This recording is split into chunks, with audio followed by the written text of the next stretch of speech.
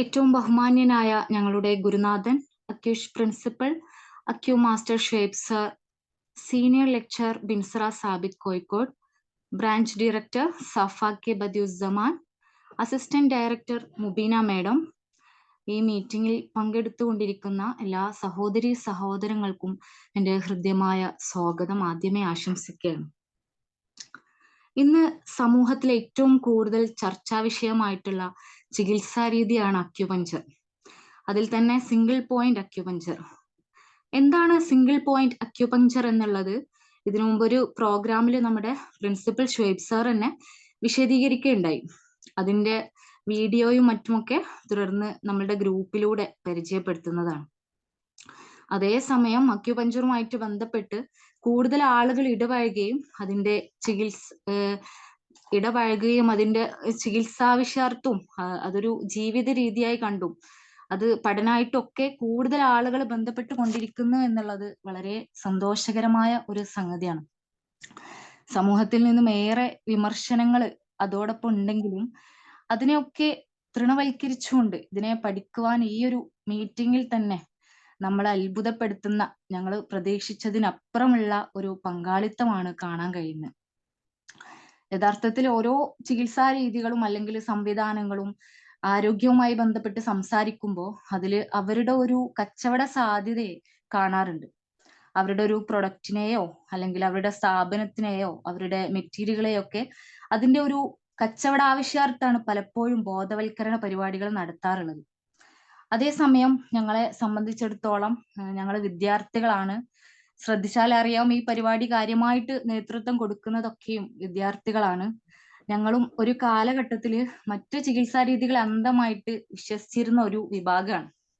എന്നാൽ ഇത് പഠിക്കാൻ ആരംഭിച്ചപ്പോഴാണ് ഏറ്റവും സുഖസുന്ദരമായി, പ്രത്യേകിച്ച് സ്ത്രീകളുമായി ബന്ധപ്പെട്ട് ദൈവം തമ്പുരാൻ നൽകിയിട്ടുള്ള നമ്മുടെ ആരോഗ്യം ഏറ്റവും മനോഹരമായി കൊണ്ട് നടക്കാൻ, സ്ത്രീകളുടെ ആരോഗ്യവുമായി ബന്ധപ്പെട്ട് ഏറ്റവും വ്യവസ്ഥാപിതവും ശാസ്ത്രീയവും അതുപോലെ തന്നെ പ്രകൃതിക്ക് ഇണങ്ങുന്നതുമായിട്ടുള്ള ഒരു ജീവിത രീതിയെ പഠിപ്പിക്കുന്നത് യഥാർത്ഥത്തിൽ ഈ അക്യുപഞ്ചർ സംവിധാനത്തിലാണ് എന്ന് ബോധ്യപ്പെട്ടതിന്റെ അടിസ്ഥാനത്തിലാണ് ഈ പ്രോഗ്രാം ഞങ്ങൾ സംഘടിപ്പിച്ചിട്ടുള്ളത്. കുറഞ്ഞ സമയത്തെ ഞങ്ങളുടെ പ്രചാരണത്തിൽ ഇത് ശ്രദ്ധിക്കുകയും പങ്കെടുക്കുകയും ചെയ്തിട്ടുള്ള എല്ലാവരെയും ഒരിക്കൽ കൂടി സ്നേഹത്തിന്റെ ഭാഷയിൽ സ്വാഗതം ചെയ്യുന്നു. അതോടൊപ്പം നമ്മുടെ പ്രോഗ്രാം ഉദ്ഘാടന കർമ്മം നിർവഹിക്കുന്നത് ബഹുമാന്യനായ acupuncture academy principal, IAPA president, acu master Shuaib sir ആണ്. അതുപോലെ തന്നെ നമ്മളോട് ഈ വിഷയം അവതരിപ്പിച്ച് സംസാരിക്കുന്നത് senior lecturer acu PR Binsara മേഡാണ്. ബിൻസറ മേഡത്തെയും അതേപോലെ തന്നെ അക്യൂഷിനെ പരിചയപ്പെടുത്തി സംസാരിക്കുന്നത് മലപ്പുറം ബ്രാഞ്ച് ഡയറക്ടർ സഫ മേഡത്തിനെയും അസിസ്റ്റന്റ് ഡയറക്ടർ മുബീന മേഡത്തിനെയും ഒക്കെ ഈ ഒരു പരിപാടിയിലേക്ക് വീണ്ടും സ്നേഹത്തോടെ സ്വാഗതം ചെയ്തുകൊണ്ട് ഞാൻ എൻ്റെ വാക്കുകളെ അവസാനിപ്പിക്കുകയാണ്. ഓക്കെ, നമ്മുടെ ഈ പ്രോഗ്രാമിന്റെ അധ്യക്ഷ സ്ഥാനം അലങ്കരിക്കുന്നത് ഞങ്ങളുടെ സഹപാഠിയായിട്ടുള്ള ലെമിന വളാഞ്ചേരി. ലെമിനയെ സ്നേഹപൂർവ്വം ക്ഷണിക്കുകയാണ്. അസ്സലാമു അലൈക്കും വറഹ്മത്തുള്ളാഹി വബറകാതുഹു. നമ്മുടെ അക്യുപഞ്ചർ അക്കാദമിയുടെ മലപ്പുറം ബ്രാഞ്ച് അക്യുപഞ്ചറിന്റെ പ്രചരണാർത്ഥം സംഘടിപ്പിക്കുന്ന 4ാമത്തെ പ്രോഗ്രാമാണിത്. ഇതിനു മുന്നേ ആദ്യമായിട്ട് വേൾഡ് ഡയബറ്റീസ് ഡേയുടെ അന്നാണ് നമ്മൾ ആദ്യമായിട്ട് ഒരു സെമിനാർ സംഘടിപ്പിച്ചത്. അതിൽ തന്നെ 1000-ഓളം ആളുകൾ പങ്കെടുക്കുകയും അക്യുപഞ്ചറിനെ കുറിച്ച് മനസ്സിലാക്കുകയും അതിനുശേഷം ആളുകളുടെ ആവശ്യാർത്ഥം തന്നെ BP, ഷുഗർ എന്ന വിഷയവുമായി ബന്ധപ്പെട്ട് ഒരു വെബിനാർ സംഘടിപ്പിക്കുകയും അതിൽ ഒരുപാട് ആളുകൾ പങ്കെടുക്കുകയും ചെയ്തു. കൂടാതെ കഴിഞ്ഞ മാസം അക്യുപഞ്ചറിനെ കുറിച്ച് ഇപ്പോൾ സമൂഹത്തിൽ ഒരുപാട് തെറ്റിദ്ധാരണകൾ നിലനിൽക്കുന്ന ഒരു സമയമാണ്. ഇതിനൊക്കെ ജനങ്ങളുടെ മനസ്സിൽ നിന്ന് അകറ്റാൻ വേണ്ടിയിട്ടും എന്താണ് അക്യുപഞ്ചർ എന്ന് ജനങ്ങളെ ബോധ്യപ്പെടുത്താൻ വേണ്ടിയിട്ടും ഒരു വെബിനാർ സംഘടിപ്പിക്കുകയും അതിലും ഒരുപാട് ആളുകൾ പങ്കെടുക്കുകയും ചെയ്തു. ഇപ്പോൾ അക്യുപഞ്ചർ സ്റ്റുഡൻസ് ആയ ഞങ്ങൾ അക്യുപഞ്ചറിൽ വന്നതിന് ശേഷം ഈ പഠനത്തിലൂടെ ഒരുപാട് കാര്യങ്ങൾ, സത്യങ്ങൾ, തിരിച്ചറിവുകളൊക്കെ നേടി ഇത് മറ്റുള്ളവരിലേക്കും സമൂഹത്തിലെ മറ്റുള്ളവരിലേക്ക് എത്തിക്കുക എന്നുള്ളത് ഞങ്ങളുടെ ഉള്ളിലുള്ളൊരു വലിയ ആഗ്രഹമായിരുന്നു. അതിൻ്റെ ഒരു സ്റ്റുഡൻസിൻ്റെ ഇടയിൽ അതിനെപ്പറ്റി ഒരു ചർച്ച നടക്കുകയും ആ ചർച്ചയുടെ അടിസ്ഥാനത്തിൽ ഇങ്ങനെയുള്ള നമ്മൾ പഠിച്ച സത്യങ്ങളും അതുപോലെ കാര്യങ്ങളൊക്കെ സമൂഹത്തിന്റെ എല്ലാ മേഖലയിലും എത്തിക്കാൻ വേണ്ടിയിട്ടുള്ള ഒരു അതിയായ ആഗ്രഹം ഉടലെടുക്കുകയും അങ്ങനെ ഓരോ വിഷയങ്ങൾ പഠിക്കുമ്പോഴും അതൊക്കെ ജനങ്ങളിൽ എത്തിക്കണം എന്നുള്ള ഒരു ആഗ്രഹം എത്തിക്കുകയും അതുപോലെയാണ് ഈ സ്ത്രീ വിഷയത്തെ സംബന്ധിച്ച് സ്ത്രീ ആരോഗ്യത്തെ സംബന്ധിച്ചുള്ള വിഷയങ്ങൾ പഠിച്ചപ്പോഴും ഞങ്ങൾക്കുണ്ടായത്. അപ്പോൾ എന്താണ് പ്രത്യേകിച്ച് മറ്റ് ചികിത്സാ സംവിധാനങ്ങളൊന്നും കൂടുതൽ ഊന്നൽ നൽകാത്ത എന്നാൽ പ്രകൃതിയോട് വളരെ ഇണങ്ങിയതും ശാസ്ത്രീയമായ സിസ്റ്റം സ്ത്രീകളുടെ ആരോഗ്യപരമായി ബന്ധപ്പെട്ട് അക്യുപഞ്ചറിൽ ഉണ്ടെന്ന് ഞങ്ങൾ മനസ്സിലാക്കിയത് ഈ അക്യുപഞ്ചർ പഠിച്ചതിന് ശേഷമാണ്. ആ പഠനം ഞങ്ങളിൽ ഒരുപാട് മാറ്റങ്ങൾ ഉണ്ടാക്കുകയും അത് സമൂഹത്തിലെ ഓരോരുത്തരിലേക്ക് എത്തിക്കണം എന്നുള്ള ഒരു അതിയായ ആഗ്രഹത്തിന്റെ അടിസ്ഥാനത്തിലാണ് ഇന്ന് വെബിനാർ ഇവിടെ സംഘടിപ്പിച്ചത്. സ്ത്രീ എന്ന് പറയുന്നത് സർവശക്തന്റെ അത്ഭുതകരമായ ഒരു ദൃഷ്ടാന്തമുള്ള ഒരു സൃഷ്ടിപ്പാണ്. പിൽക്കാലത്തൊക്കെ സ്ത്രീ ഒന്നിനും കൊള്ളാത്തവളാണെന്നും കച്ചവടങ്ങൾക്കോ യുദ്ധങ്ങൾക്കോ ഒന്നിനും കഴിയാത്തവളാണെന്നും അതുപോലെ ഒരു പെൺകുഞ്ഞ് ജനിച്ചാല് ജീവനോടെ അവളെ കുഴിച്ചു മൂടണം എന്നുള്ളൊരു പ്രാകൃത ചിന്താഗതിയും അതുപോലെ പ്രാകൃതമായ ചെയ്യുന്ന ഒരാളുകളുടെ ഒരു ജനസമൂഹമായിരുന്നു ഉണ്ടായിരുന്നത്. എന്നാൽ സ്ത്രീ എന്ന വിഷയത്തെക്കുറിച്ച് സ്ത്രീയെക്കുറിച്ച് പഠിക്കുമ്പോൾ അവൾ എത്രത്തോളം മഹത്തരമായ സൃഷ്ടിപ്പാണെന്നും അവൾക്ക് വേണ്ടി സൃഷ്ടാവ് പ്രകൃതിയെ തന്നെ ഒരുക്കി കൊടുത്തുകയാണെന്നും അതുപോലെ അവളുടെ സൃഷ്ടിപ്പിലെ വൈഭവം എത്രത്തോളമാണെന്നൊക്കെ നമ്മൾക്ക് ആ പഠനത്തിലൂടെ മാത്രമേ മനസ്സിലാക്കാൻ കഴിയുള്ളൂ.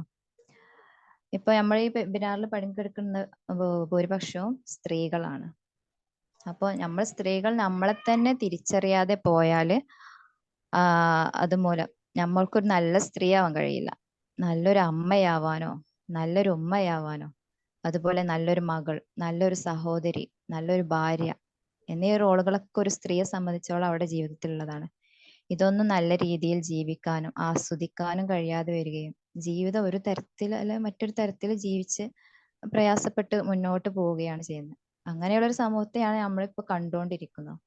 അതുപോലെ തന്നെ ശാരീരികമായും മാനസികമായും ഒരുപാട് പ്രയാസങ്ങളിലൂടെ കടന്നു പോവുകയും കൂടാതെ മരണം വരെ മരുന്നുകൾക്ക് അടിമപ്പെട്ട് ഒരുപാട് ടെൻഷനുകൾ പിടിച്ച് അതിലൂടെ മാത്രം മുന്നോട്ട് പോകുന്ന ഒരു ജനവിഭാഗമായിട്ടാണ് ഇപ്പം നമ്മൾ സ്ത്രീകളെ കാണുന്നത്.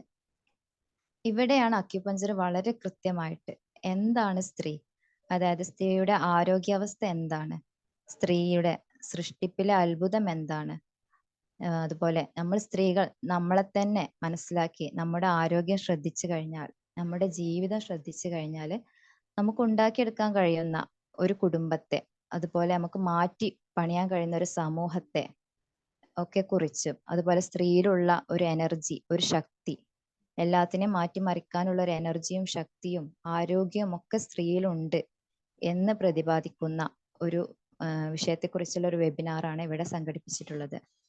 ഇന്നത്തെ ഈ വെബിനാറിനെ കുറിച്ച് വെബിനാർ ഉദ്ഘാടനം ചെയ്യുന്നത് നമ്മുടെ എല്ലാവരുടെയും പ്രിയങ്കരനായ നമ്മുടെ ഗുരുവര്യനും അക്യുപഞ്ചർ അക്കാദമിയുടെ പ്രിൻസിപ്പാളുമായിട്ടുള്ള മാസ്റ്റർ ഷുഐബ് റിയാലു സാറാണ്. അതുപോലെ ഈ വുമൺസ് ഹെൽത്ത് എന്ന വിഷയം ഇവിടെ അവതരിപ്പിക്കുകയും നമ്മുടെ എല്ലാ സംശയങ്ങളും മാറ്റിയെടുക്കുകയും ചെയ്യുന്നത് നമ്മുടെ എല്ലാവരുടെയും പ്രിയങ്കരിയായ സീനിയർ ലെക്ചറർ അക്യുപിആർ ബിൻസിറ മാഡമാണ്. ഉദ്ഘാടന കർമ്മം നിർവഹിക്കുന്നതിന് വേണ്ടിയും സംസാരിക്കുന്നതിന് വേണ്ടിയും നമ്മുടെ ബഹുമാന്യനായ ഗുരുവര്യനുമായ ഷുഐബ് സാറെ ക്ഷണിച്ചുകൊണ്ട് നിർത്തുന്നു. നന്ദി. അസ്സലാമു അലൈക്കും വറഹ്മത്തുള്ളാഹി.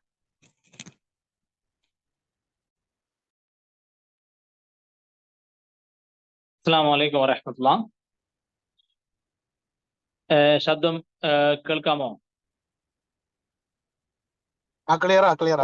കേൾക്കാം. ഓക്കെ. ഞാൻ ഒരു യാത്രയിലാണ്, ഇവിടെ ഹൈദരാബാദിലാണുള്ളത്. വളരെ സന്തോഷമുള്ള ഒരു കാര്യമാണ് ആരോഗ്യം ജനങ്ങളിൽ ഉണ്ടാകണം എന്ന നല്ല ഉദ്ദേശത്തോടു കൂടി പ്രത്യേകിച്ച് സ്ത്രീകൾ വളരെയധികം ആരോഗ്യ പ്രശ്നങ്ങളുമായി ബന്ധപ്പെട്ട് പലപ്പോഴും ഹോസ്പിറ്റലുകളിലും ക്ലിനിക്കുകളിലും ഒക്കെ തന്നെ വളരെയധികം സ്ത്രീകൾ അനുഭവിക്കുന്ന ആരോഗ്യ പ്രശ്നങ്ങൾ ചികിത്സക്കായിട്ടാണ്. അപ്പൊ പുരുഷന്മാരെക്കാൾ രോഗികളാകുന്നത്. സ്ത്രീകൾക്ക് സ്ത്രീകളായി അവർ ജീവിക്കുമ്പോൾ സ്വാഭാവികമായിട്ടും തീർച്ചയായും പ്രസവവും മാസമുറയും ഒക്കെയാണ് അവരിലെ വ്യത്യസ്തമായ ഒരു ശാരീരിക പ്രതിഭാസം എന്നുള്ളത്. ഈ പ്രതിഭാസങ്ങളൊക്കെ തന്നെ അക്യുപങ്ക്ചറിൻ്റെതായ കാഴ്ചപ്പാടുകളുണ്ട്. പലപ്പോഴും അത്തരം കാഴ്ചപ്പാടുകൾ ആദ്യം കേൾക്കുന്ന ആളുകൾ എന്തോ ഒരു ഇഷ്ടക്കുറവോടുകൂടി അല്ലെങ്കിൽ ഉൾക്കൊള്ളാൻ കഴിയാത്ത ഒരു മനോഭാവത്തോടു കൂടിയാണ് അതിനെ കാണുന്നത്. പലപ്പോഴും ചികിത്സക്ക് വരുന്ന ഒട്ടേറെ എല്ലാവരും വീഡിയോയും സൗണ്ട് ഒന്ന് മ്യൂട്ട് ചെയ്യാൻ പറയത്, ഡാറ്റ കിട്ടുന്നില്ല. അഡ്മിൻ ശ്രദ്ധിക്കുമല്ലോ. ഓക്കെ, അപ്പൊ ഞാൻ വരുന്നത് നമ്മുടെ സൊസൈറ്റിയിൽ സ്ത്രീകളാണ് ഏറ്റവും കൂടുതൽ രോഗികളെ നമുക്ക് കാണാൻ കഴിയുന്നത്. പലപ്പോഴും അക്യുപഞ്ചർ ചികിത്സയിലുള്ള സ്ത്രീകൾ പാലിക്കപ്പെടേണ്ട ചില കാര്യങ്ങളെ വളരെ എളുപ്പത്തിൽ പറഞ്ഞു കൊടുക്കാൻ സാധിക്കുമെങ്കിലും അതൊക്കെ എന്തുകൊണ്ടാണ് എന്ന് വ്യക്തമായി പറഞ്ഞു കൊടുക്കാൻ പല ക്ലിനിക്കിലും ആർക്കും സാധിക്കാറില്ല. പ്രത്യേകിച്ച് മാസമുറ സമയത്ത് പാലിക്കേണ്ട ചിട്ടകളായിക്കൊണ്ട് അല്പാഹാരം, വളരെ കുറച്ചു മാത്രം ആഹാരം കഴിക്കുകയും ധാരാളം ജോലി ചെയ്യുന്നതിന് പകരം വിശ്രമം സ്വീകരിക്കുകയും പ്രത്യേകിച്ച് മാസമുറ സമയത്ത് കുളി ഒഴിവാക്കുകയും ചെയ്യുക എന്നുള്ള ചിട്ടയാണ് പൊതുവെ അക്യുപഞ്ചർ ചികിത്സകർ എല്ലാ ക്ലിനിക്കുകളിലും സ്ത്രീകൾ ഉപദേശിക്കാറുള്ളത്. ഒറ്റനോട്ടത്തിൽ ഇത്തരം അഭിപ്രായങ്ങൾ, ഇത്തരം ഉപദേശങ്ങൾ കേൾക്കുമ്പോൾ പുച്ഛത്തോടെയും പരിഹാസത്തോടെയും കാണുന്ന ഒരു സമൂഹത്തിനിടയിൽ എന്തിനായിരിക്കും ഇങ്ങനെ ഒരു ചിട്ട പാലിക്കാൻ പറയുന്നത് എന്നും, അതുപോലെ ചിട്ട പാലിക്കുന്നതിലൂടെ നന്മയാണോ പ്രയാസമാണോ വർദ്ധിക്കുന്നത് എന്നും നാം തിരിച്ചറിയേണ്ടതുണ്ട്. പ്രത്യേകിച്ച് നമ്മുടെ നാട്ടിൽ ഉഷ്ണം വർദ്ധിച്ചതിന്റെ പേരിൽ വല്ലാതെ പ്രയാസപ്പെടുന്നവരാണ് അധികരും. ചൂടുകുരുവും അതുപോലെ ഉഷ്ണവുമായി ബന്ധപ്പെട്ട ഒട്ടേറെ ആരോഗ്യ പ്രശ്നങ്ങൾ പ്രയാസപ്പെടുത്തിക്കൊണ്ടിരിക്കുന്ന ഈ സമയത്ത് മാസമുറ എന്ന് പറയുന്ന അവസ്ഥയിൽ പൊതുവെ ശാരീരികമായി ഉഷ്ണം വർദ്ധിച്ചു നിൽക്കുന്ന ഒരു സമയത്ത് കുളിക്കണ്ട എന്നൊക്കെ പറയുമ്പോൾ ആദ്യം കേൾക്കുമ്പോൾ തീർച്ചയായും പുച്ഛം അല്ലെങ്കിൽ വിരോധം അല്ലെങ്കിൽ അതിനോടുള്ള ഒരു വിമുഖത എല്ലാവരിലും ഉണ്ടാകും. അത് സാധാരണമാണ്. എന്നാൽ ഇത്തരം കാര്യങ്ങൾ എന്തുകൊണ്ടാണെന്ന് വ്യക്തമായി സ്ത്രീകൾക്ക് പറഞ്ഞു കൊടുക്കാൻ അക്യുപഞ്ചർ പ്രാക്ടീഷണർ ബിൻസിറ സാബിത്ത് ഇവിടെ ഒരു അവസരം ഒരുക്കിയത്, പ്രത്യേകിച്ച് മലപ്പുറം ബാച്ചിലെ വിദ്യാർത്ഥികൾ ഇതിന് തുനിഞ്ഞിറങ്ങിയത് വലിയ സന്തോഷത്തോടെ കാണുകയാണ്. നമ്മുടെ സമൂഹത്തിൽ ജനങ്ങൾക്ക് ആരോഗ്യം ഉണ്ടാകണം എന്ന് ചിന്തിക്കുമ്പോൾ ആദ്യം സ്ത്രീകൾക്ക് ആരോഗ്യം ഉണ്ടാകണം എന്ന് നമ്മൾ ആദ്യം ചിന്തിക്കേണ്ടതുണ്ട്. കാരണം അവരുടെ ആരോഗ്യമാണ് കുടുംബജീവിതത്തെയും അല്ലെങ്കിൽ സാമൂഹിക ജീവിതത്തെയും അല്ലെങ്കിൽ കുട്ടികൾ വളർത്തുന്ന പുതിയ പുതിയ ശീലങ്ങളെയും ഒക്കെ വളരെ നല്ല രീതിയിൽ സ്വാധീനിക്കുന്നത്. അത്തരം സ്വാധീനങ്ങൾ ഇന്ന് സമൂഹത്തിൽ വളരെയധികം രോഗമുണ്ടാക്കുന്ന സ്വഭാവത്തിൽ മാറിപ്പോയിരിക്കുന്നു എന്നുള്ള സത്യം പലരും വേണ്ടതുപോലെ നിരീക്ഷിക്കുന്നില്ല. ഉഷ്ണകാലത്ത് ധാരാളം വെള്ളം കുടിക്കാനുള്ള ഉപദേശങ്ങൾ നാം കേട്ടുകൊണ്ടിരിക്കുകയാണ്. വെള്ളം കുടിച്ച് ഇനി വെള്ളം കുടിക്കാൻ കഴിയാത്ത അത്രയും വെള്ളം കുടിച്ച ശേഷവും അത്തരം വെള്ളം കുടികളിലൂടെ പ്രയാസം വർദ്ധിക്കുകയാണോ കുറയുകയാണോ എന്ന് ശ്രദ്ധിക്കാൻ പോലും ആരും തയ്യാറാവുന്നില്ല. ആ സമയത്താണ് അക്യുപഞ്ചർ ചികിത്സകർ ദാഹമുണ്ടെങ്കിൽ മാത്രം 1/4 ഗ്ലാസ് അല്ലെങ്കിൽ 1/2 ഗ്ലാസ് വെള്ളം വളരെ അല്പാൽപമായി വളരെ കുറച്ച് മാത്രം വെള്ളം കുടിക്കൂ, പറ്റുമെങ്കിൽ രാത്രികാലങ്ങളിൽ സൂര്യാസ്തമയത്തിന് ശേഷം വെള്ളം കുടിക്കാതിരിക്കൂ, ആഹാരം എന്തൊക്കെ പറയുമ്പോൾ പൊതുവെ ഇതിനോട് വലിയ നീരസത്തോടെ കാണുന്ന ആളുകളാണ് പൊതുവെ കണ്ടുവരുന്നത്. എന്നാൽ ആരെങ്കിലും ഇത്തരം ചിട്ടകളൊക്കെ ജീവിതത്തിൽ പാലിച്ചു നോക്കുമ്പോൾ പാലിച്ച ശേഷം വലിയ സന്തോഷത്തോടെ ഈ രീതിയിൽ ചിട്ട പാലിച്ചപ്പോൾ അവർ മനസ്സുകൊണ്ട് ചിന്തിച്ച് ഈ വേനൽക്കാലത്തൊക്കെ എങ്ങനെ വെള്ളം കുടിക്കാണ്ടിരിക്കാൻ പറ്റും, 4-5 ലിറ്റർ വെള്ളം കുടിച്ചിട്ടും ദാഹം മാറുന്നില്ല, വിയർപ്പ് പറ്റുന്നില്ല, ക്ഷീണം വർദ്ധിച്ചിരിക്കുന്നു, മൂത്രത്തിന്റെ കട്ടി മഞ്ഞ നിറം ഇത്രയും നിൽക്കുന്ന സമയത്ത് വെള്ളം അല്പം മാത്രം കുടിച്ചാൽ മതി എന്ന് കേൾക്കുമ്പോൾ വലിയ വിരോധത്തോടെയാണ് ആളുകൾ കാണുന്നത്. ഇങ്ങനെ വരുമ്പോഴാണ് ഇത്തരം കാര്യങ്ങളെ ജനങ്ങൾക്ക് വേണ്ടി വിശദീകരിക്കാനുള്ള ഇത്തരം പ്രോഗ്രാമുകൾ ഏർപ്പാട് ചെയ്തതിൽ ഞാൻ മലപ്പുറം ബ്രാഞ്ചിലെ വിദ്യാർത്ഥികളെ അഭിനന്ദിക്കുകയും അതോടൊപ്പം തന്നെ ഈ ശബ്ദം ശ്രവിച്ചുകൊണ്ട് ആരോഗ്യമുണ്ടാകാൻ, നന്മയുണ്ടാകാൻ ഓരോ ആളുകളും ഈ ഒരു പ്രോഗ്രാമിലേക്ക് പങ്കാളികളായി എന്നുള്ളതിൽ ഞാൻ വലിയ സന്തോഷത്തോടെ കാണുന്നു.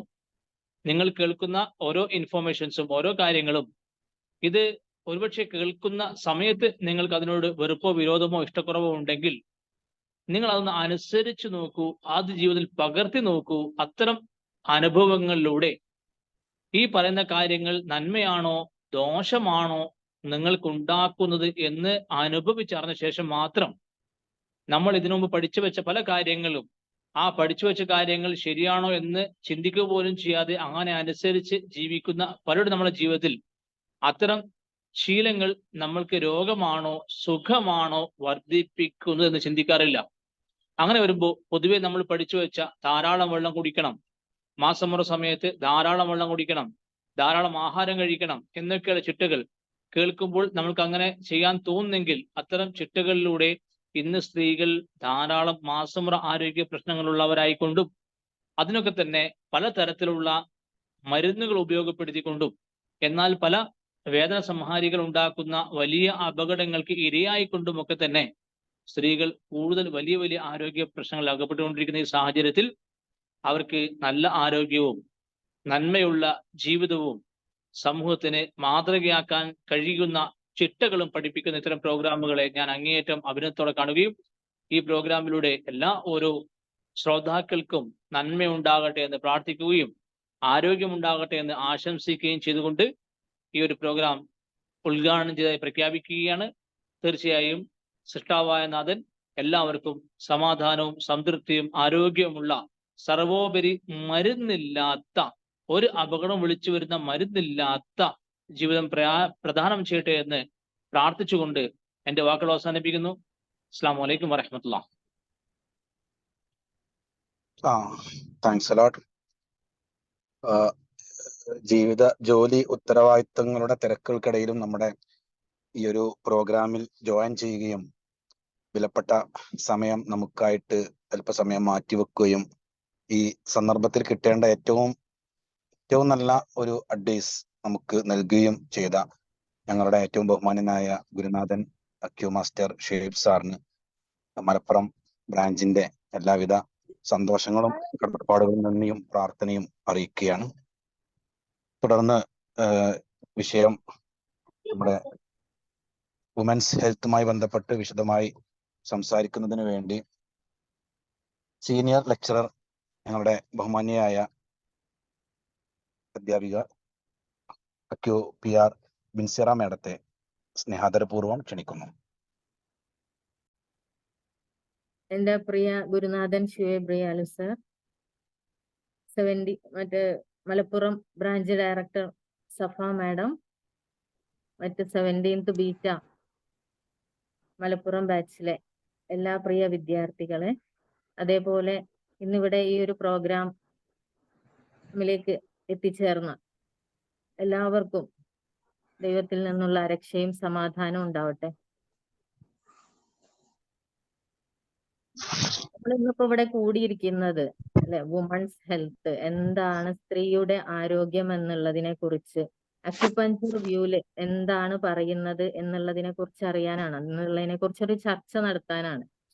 ഇപ്പൊ നമ്മൾ പ്രകൃതിയിലേക്ക് നോക്കുകയാണെങ്കിൽ പ്രകൃതിയിലെല്ലാം സൃഷ്ടിച്ചിരിക്കുന്നത് ജോഡികളായിട്ടാണ് അല്ലെ, അല്ലെങ്കിൽ ഇണകളായിട്ടാണ്. ഇതേപോലെ മനുഷ്യരിലേക്ക് നോക്കുകയാണെങ്കിലും അവർ ഇണകളായിട്ടാണ്, ആണ് പെണ്ണ്. എന്നാൽ ഇവ പരസ്പരം പൂരകങ്ങളാണ്, ഒന്ന് മറ്റൊന്നുമായിട്ട് ബന്ധപ്പെട്ട് കിടക്കുന്നുണ്ട്. എന്നാലോ രണ്ടിനും രണ്ട് സ്വഭാവമാണ് ഉണ്ടാവുക.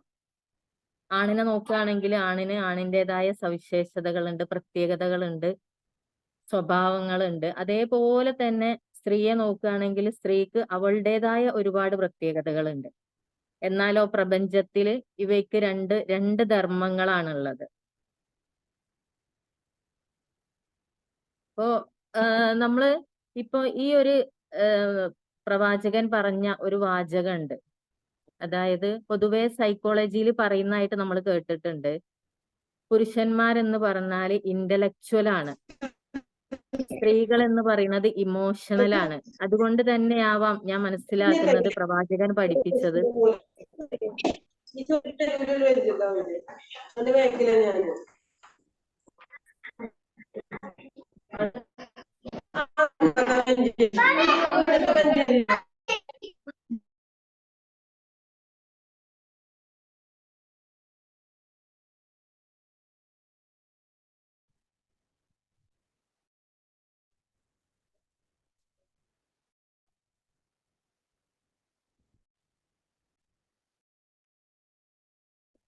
പരമാവധി എല്ലാവരും മൈക്കൊന്ന് മ്യൂട്ട് ചെയ്യണം കേട്ടോ. സംസാരത്തിൻ്റെ ഇടയിൽ ഭയങ്കര പ്രയാസം ഉണ്ടാക്കുന്നുണ്ട്. ബിൻസിറ മേഡം നിങ്ങളെ മൈക്ക് മ്യൂട്ടാണ്, ഒന്ന് ഓണാക്കി.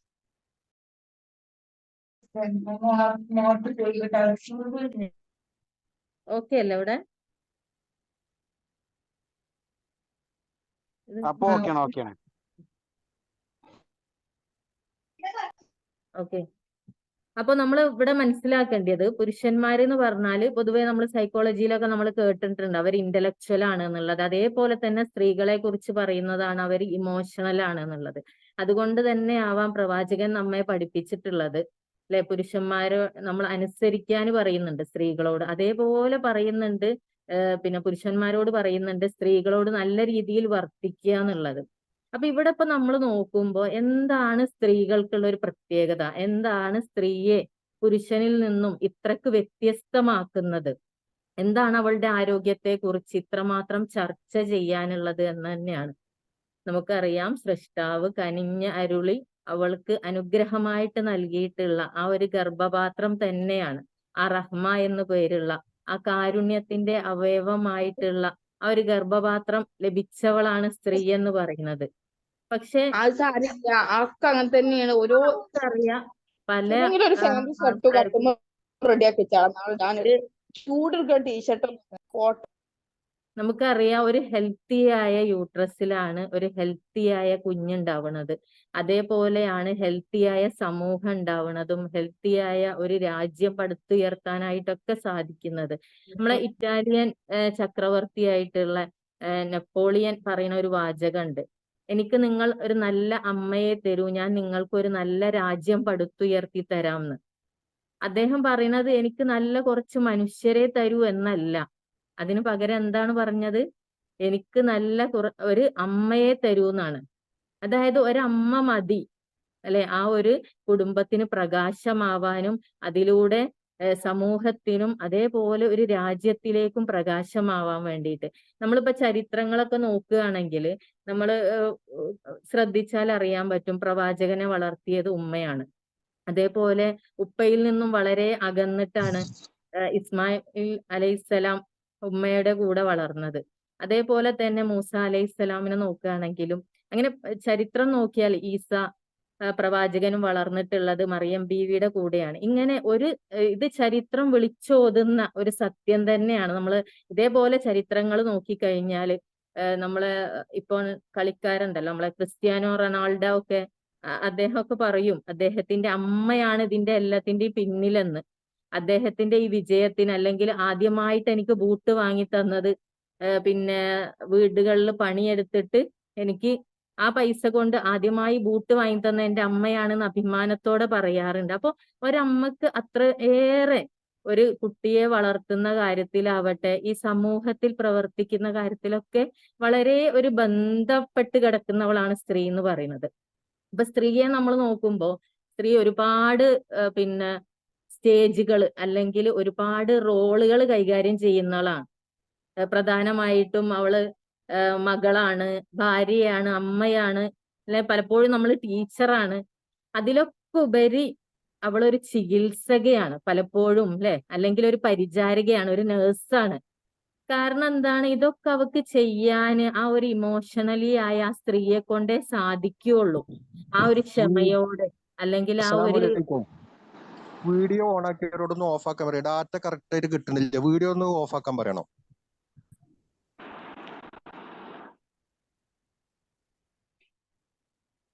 എല്ലാരും വീഡിയോ ഒന്ന് ഓൺ ആക്കണം എന്ന് ആവശ്യപ്പെടുന്നുണ്ട് കേട്ടോ. ഓൺ ആക്കാനല്ല, ഓഫ് ആക്കാന്. ബിൻസിറ മേഡം പറഞ്ഞു, ആരെങ്കിലും അങ്ങനെ പ്രയാസം ഉണ്ടെങ്കിൽ മെസ്സേജ് വിട്ടാൽ മതി കേട്ടോ. മൈക്ക് ഓൺ ആക്കി പറയുന്നതിന് പകരം മെസ്സേജ് ഇട്ടാൽ മതി. സംസാരിച്ചോളൂ. അപ്പൊ നമുക്കറിയാം ഒരമ്മക്ക് എത്രത്തോളം റോൾ ഉണ്ട് എന്നുള്ളത്. ഇപ്പൊ നമ്മൾ പറഞ്ഞു പല റോളുകളും അവള് കൈകാര്യം ചെയ്യുന്നുണ്ടെങ്കിൽ ഈ ഒരു ക്ഷമയോടെ അല്ലെങ്കിൽ ആ അർപ്പണ മനോഭാവത്തോടെ വളരെ ആത്മാർത്ഥതയോടെ വർക്ക് ചെയ്യാൻ കഴിയുന്നവളാണ് സ്ത്രീ എന്ന് പറയുന്നത്. അപ്പൊ ഇതൊക്കെ നമുക്ക് കേൾക്കുമ്പോ ചിലപ്പോ ചിരിയൊക്കെ വരൂലേ, കാരണം ഇതൊക്കെ പണ്ട് കഥകളിൽ കേട്ട അമ്മമാരല്ലേ, അല്ലെങ്കിൽ പണ്ടുള്ള അമ്മമാരല്ലേ, ഇന്നിപ്പോ സ്ത്രീകൾ ഒരുപാട് മാറിപ്പോയില്ലേ, എത്രക്ക് ക്ഷമയൊക്കെ അവർക്കുണ്ടോ, ഇങ്ങനെ പല സംശയവും ചിലപ്പോ നമുക്ക് വരാം. കാരണം നിങ്ങൾ തന്നെ ചിന്തിച്ചു നോക്കുക, ഏറെക്കുറെ സ്ത്രീകൾ മാറിപ്പോയിട്ടുണ്ട്. പണ്ടുള്ള സ്ത്രീകളെ അപേക്ഷിച്ച് ആരോഗ്യപരമായിട്ടാവട്ടെ മാനസികപരമായിട്ടാവട്ടെ ഒരുപാട് ചേഞ്ചസ് സ്ത്രീകൾക്ക് വന്നിട്ടുണ്ട്. ശാരീരികമായിട്ട് പറയണ്ട അല്ലെ.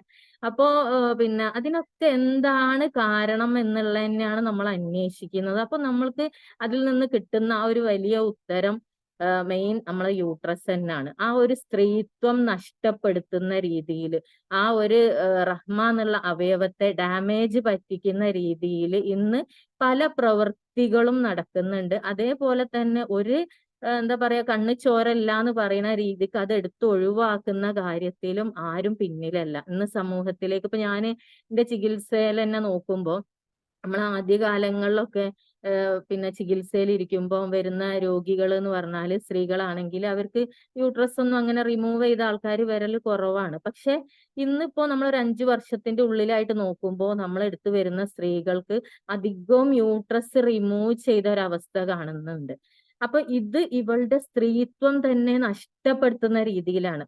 നിങ്ങൾക്കത് മനസ്സിലാവുണ്ടാവും അല്ലെ. ഇപ്പൊ നിങ്ങളിൽ തന്നെ ഒരുപാട് ആളുണ്ടാവും ചിലപ്പോൾ യൂട്രസ് റിമൂവ് ചെയ്തോലെ, അല്ലെങ്കിൽ നിങ്ങളെ സമൂഹത്തിൽ ഉണ്ടാവും. പല ആൾക്കാർക്കും ചിലപ്പോൾ അറിയുന്നില്ല ഇതത് റിമൂവ് ചെയ്തത് കൊണ്ടാണ് ഞാൻ അനുഭവിക്കുന്ന ഇത്തരത്തിലുള്ള പ്രയാസം എന്നുള്ളത്.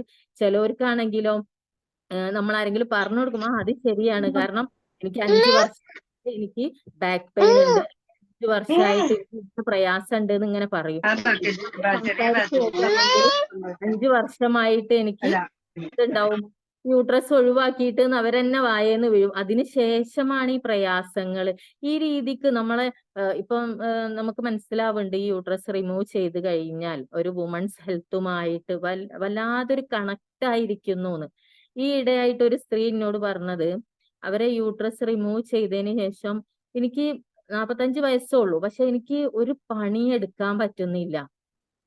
എനിക്ക് അതിനുശേഷമാണ് നമ്മളെ മുന്നിലേക്ക് എത്തിപ്പെടുന്നത്. എനിക്ക് ഒന്ന് അടിച്ചു വാരി കഴിഞ്ഞാൽ പിന്നെ ക്ഷീണാണ്, ബോഡി മൊത്തം ടയേർഡ് ആവുകയാണ്.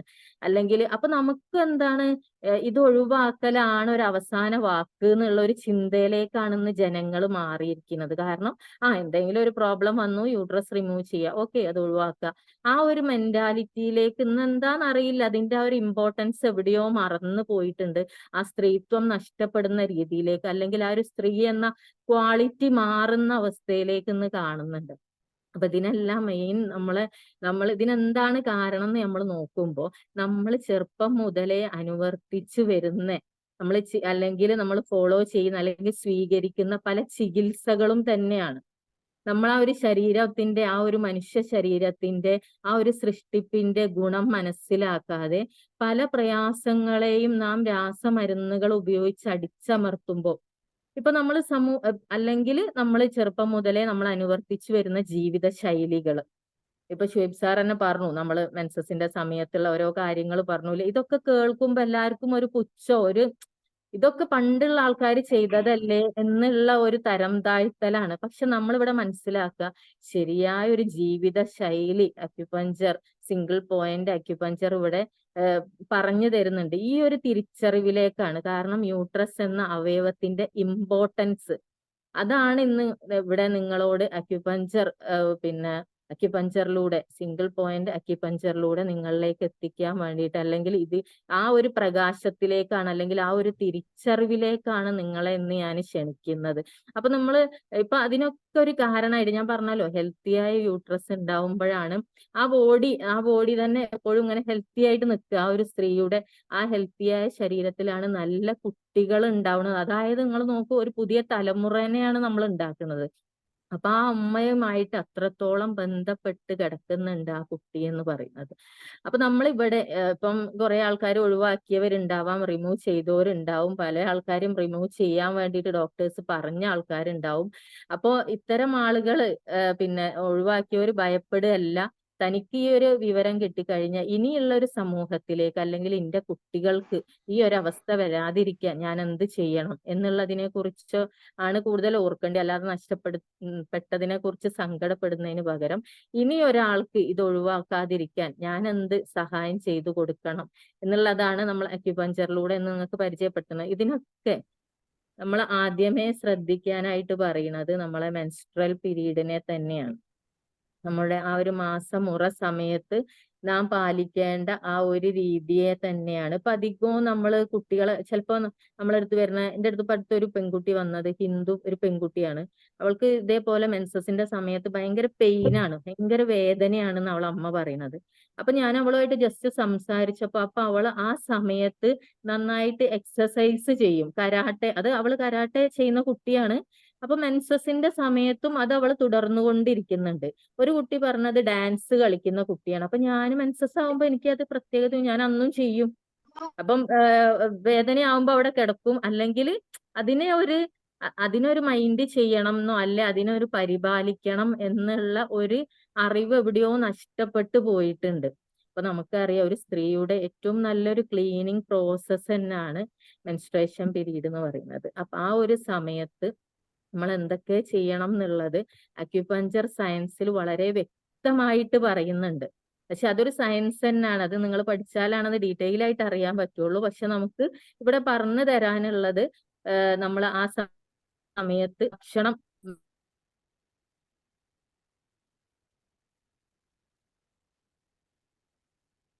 വിളിച്ചത് അവരോട് ഡോക്ടർ DNC ചെയ്യാനായിട്ട് ആവശ്യപ്പെട്ടിട്ടുണ്ട്. അപ്പോ ഇപ്പൊ നല്ല വേദനയാണെന്ന് പറഞ്ഞാ വിളിക്കുന്നത്.